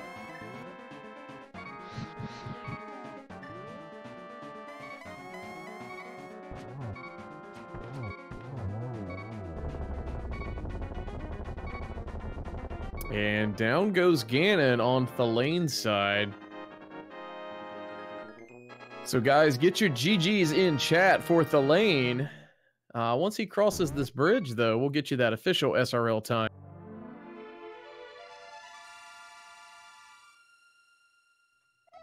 All right, and Thalane finishing in first place of this race at 1 hour, 42 minutes, and 7 seconds. And we are joined now by Thalane. GG, Thalane. Hey, thank you. GG. Thanks. So that bow was quite the elusive item for a long time. Yeah, so the story for me personally is when I did these early fake flipper checks, I thought, okay, maybe I should have gone at least to Sahasrara before doing these, so I get the chance of like having the moon pearl to check the waterfall cave.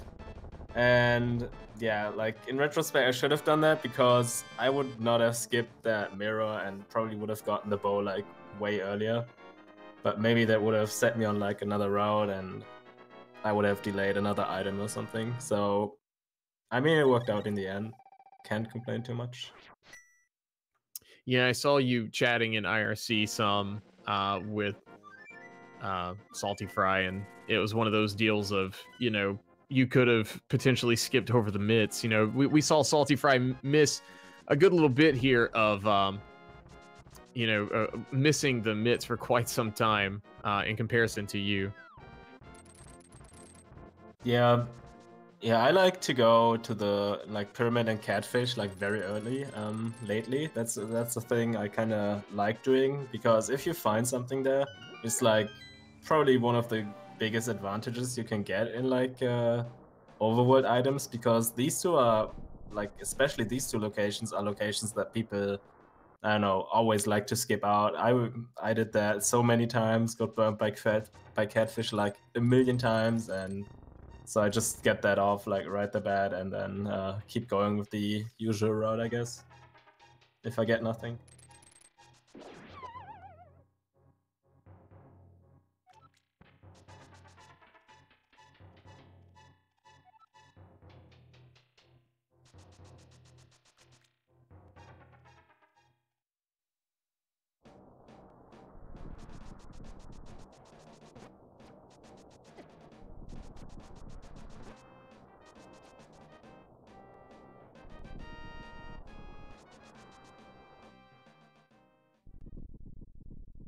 So I guess I'll also point out, you know, you did get that lamp very early, you know, as you mentioned.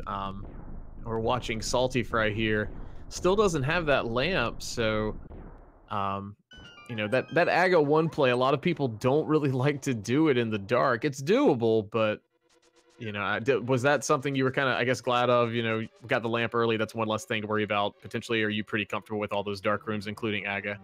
Usually the dark rooms are not an issue. It's like, it's just a quality of life thing. So lamp does make it like a lot easier.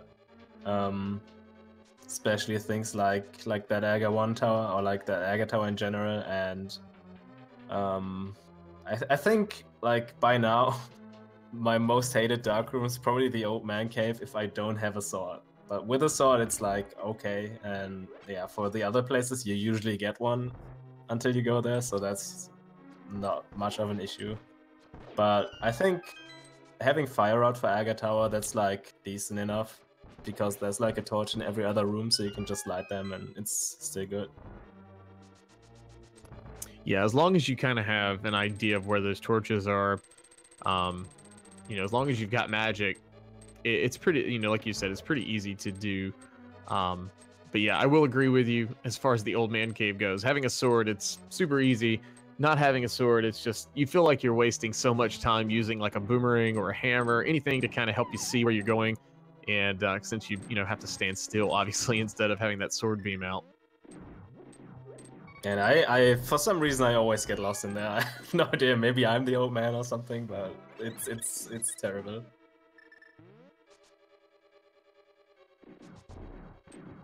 But yeah, other than that, I think the bosses we got were like light world bosses all over the place most of the time. Then there was like 2 blinds and, you know, one of each other or something.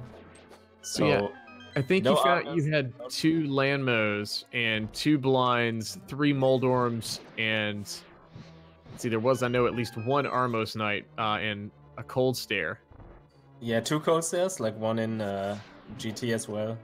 1 Moth Right. River and the Vitrios in Hera. That's the bosses we got.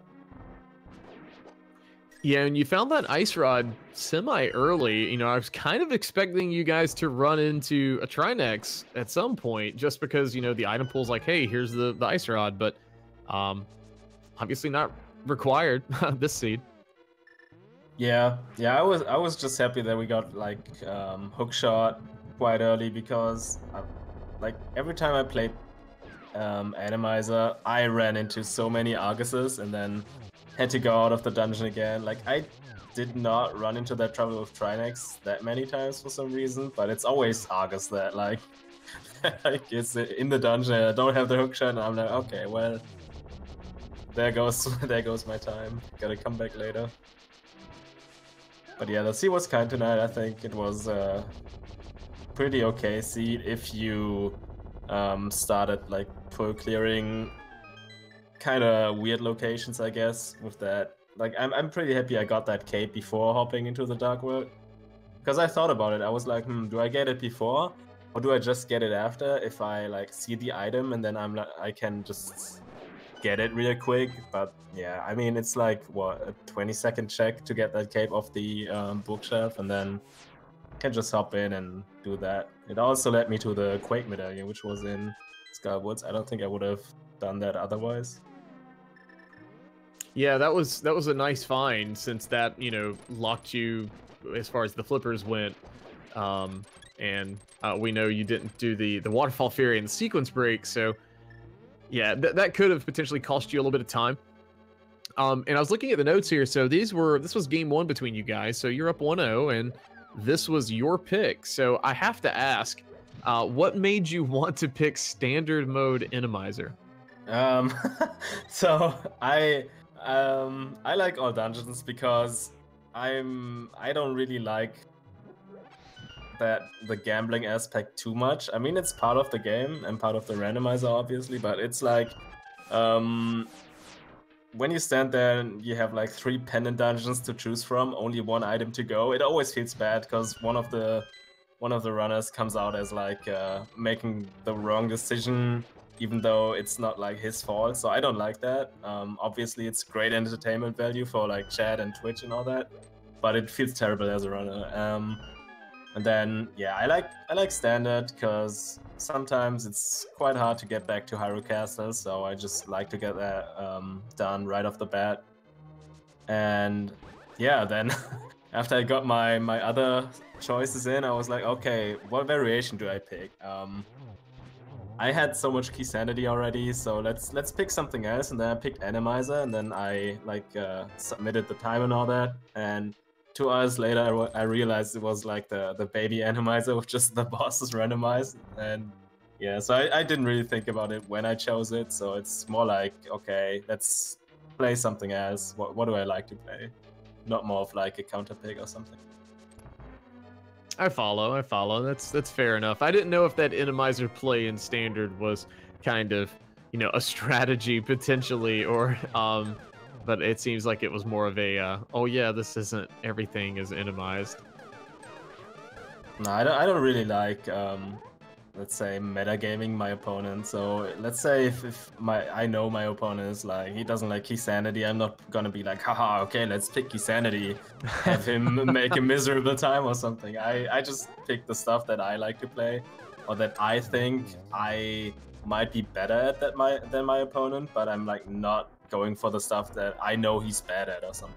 I mean, and I don't really like look into my opponents. I mean, obviously you kind of know each other, at least in these top 32. You've seen everyone play and all that, but it's really hard to, you know, get a real feeling of, okay, what mode does he really like, what mode does he not like at all, and what is he good at and all that. So it really takes time if you want to look into that, and I'm super lazy. I don't do that. So yeah, I just pick whatever I like. Well, that's a good way of looking at it. Saltyphry finally heading into Aga 1, and we're doing this lampless, so we get to see this. This is kind of an exciting thing for chat, potentially. You don't get to see lampless Aga 1 very often.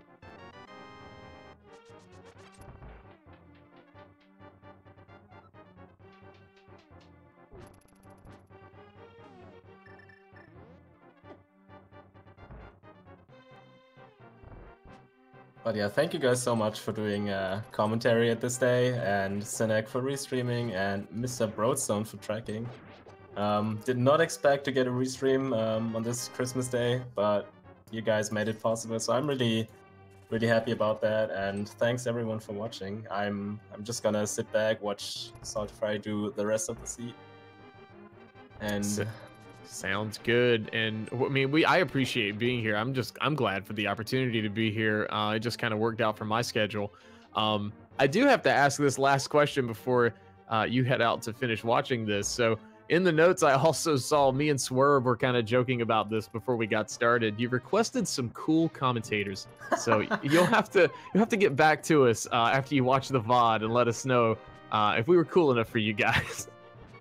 I mean, I would actually demand that you do not request the VOD, because you will definitely know that we were not cool enough to do so. No, I think you guys did good. I mean, I know you by now, so it's I'm pretty sure you did a cool job.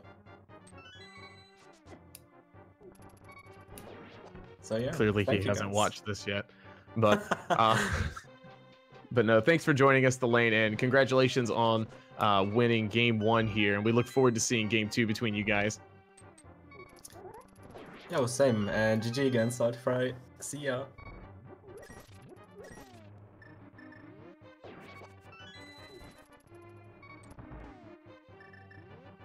All right, so Saltyphry has made it through all of those quote-unquote tough dark rooms here in Aga Tower, so should be clear sailing going forward.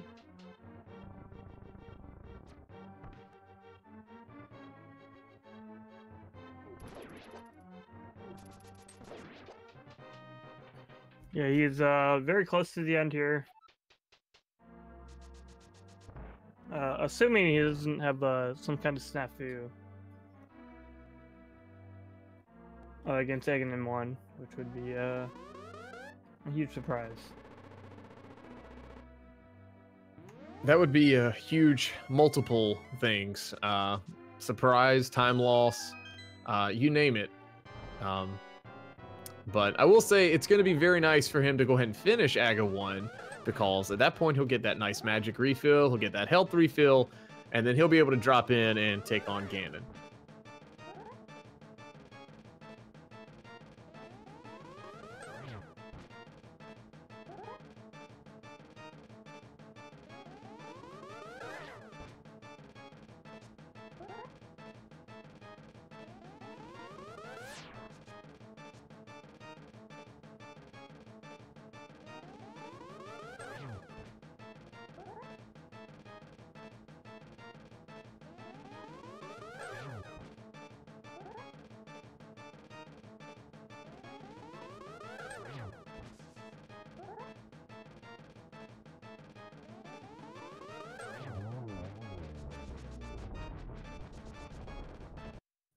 All right, and down goes Aga 1. So now we get to take on Ganon over on Saltyphry's side. So let's go ahead and cheer him on to go ahead and finish this seed out.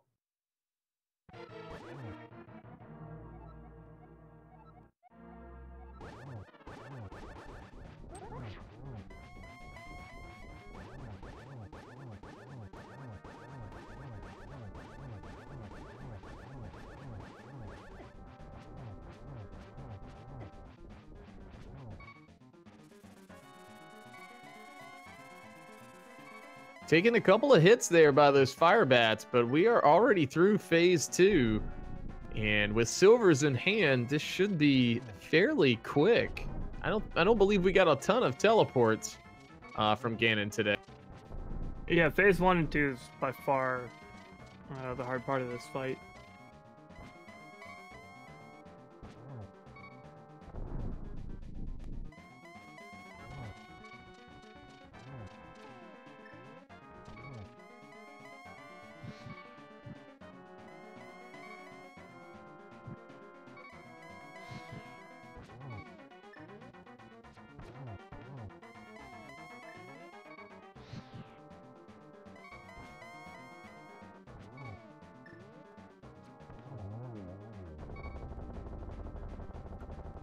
And there's that final hit on Ganon from saltyphry.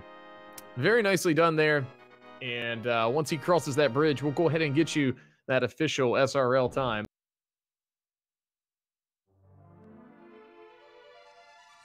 All right, and saltyphry has finished in second place with an official SRL time of 1 hour, 57 minutes, and 37 seconds. Get your GGs in chat for saltyphry.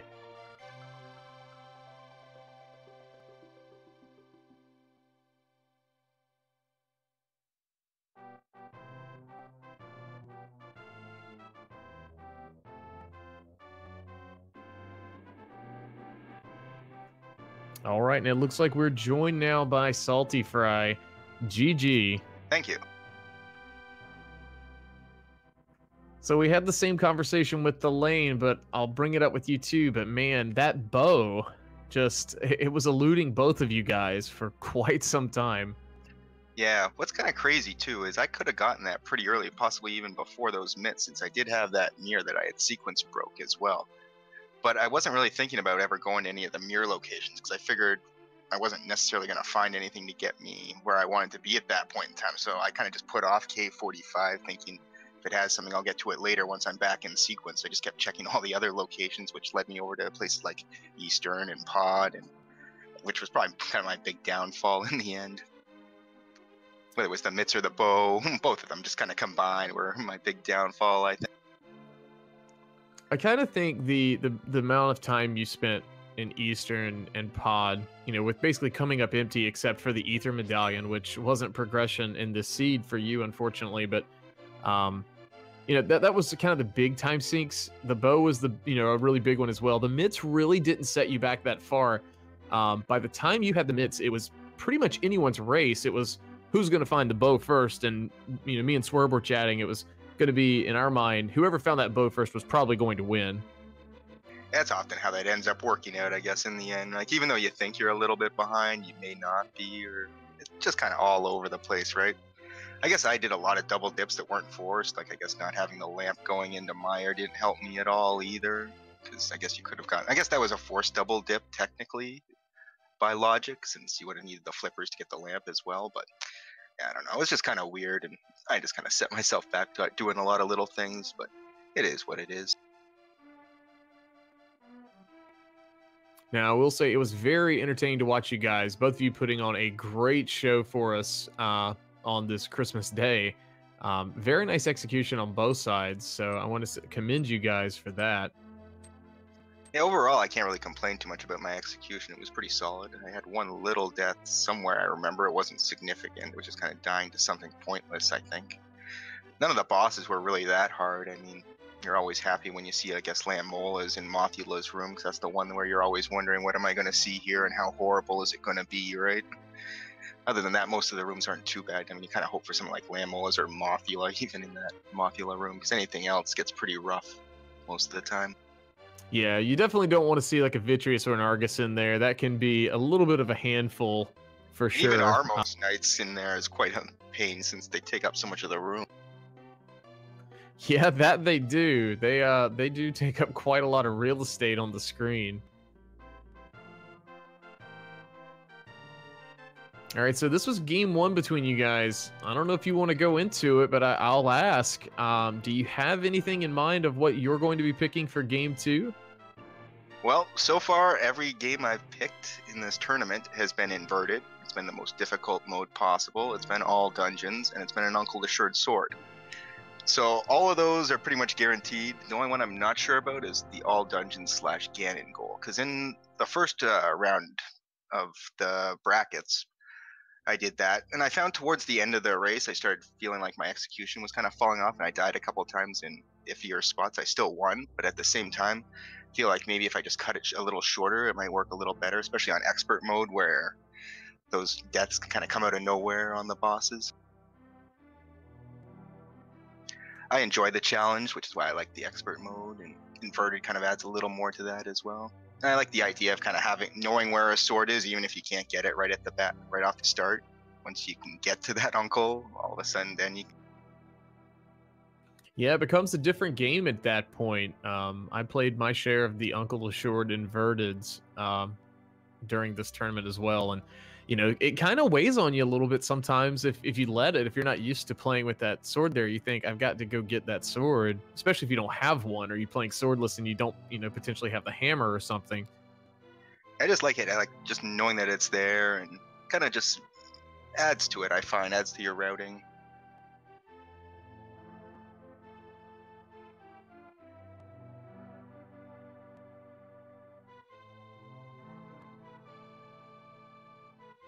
Well, I do want to wish you the best against Thalane in Game 2.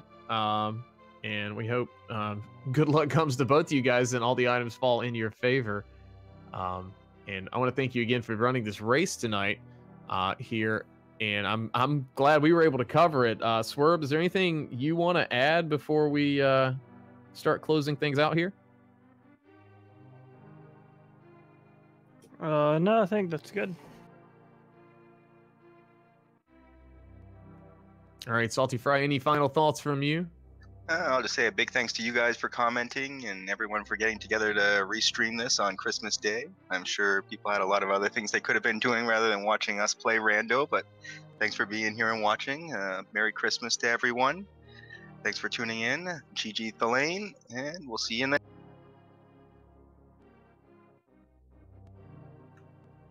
All right, and I have been Dante. I've been having a great time here with you guys tonight. I was glad to be here.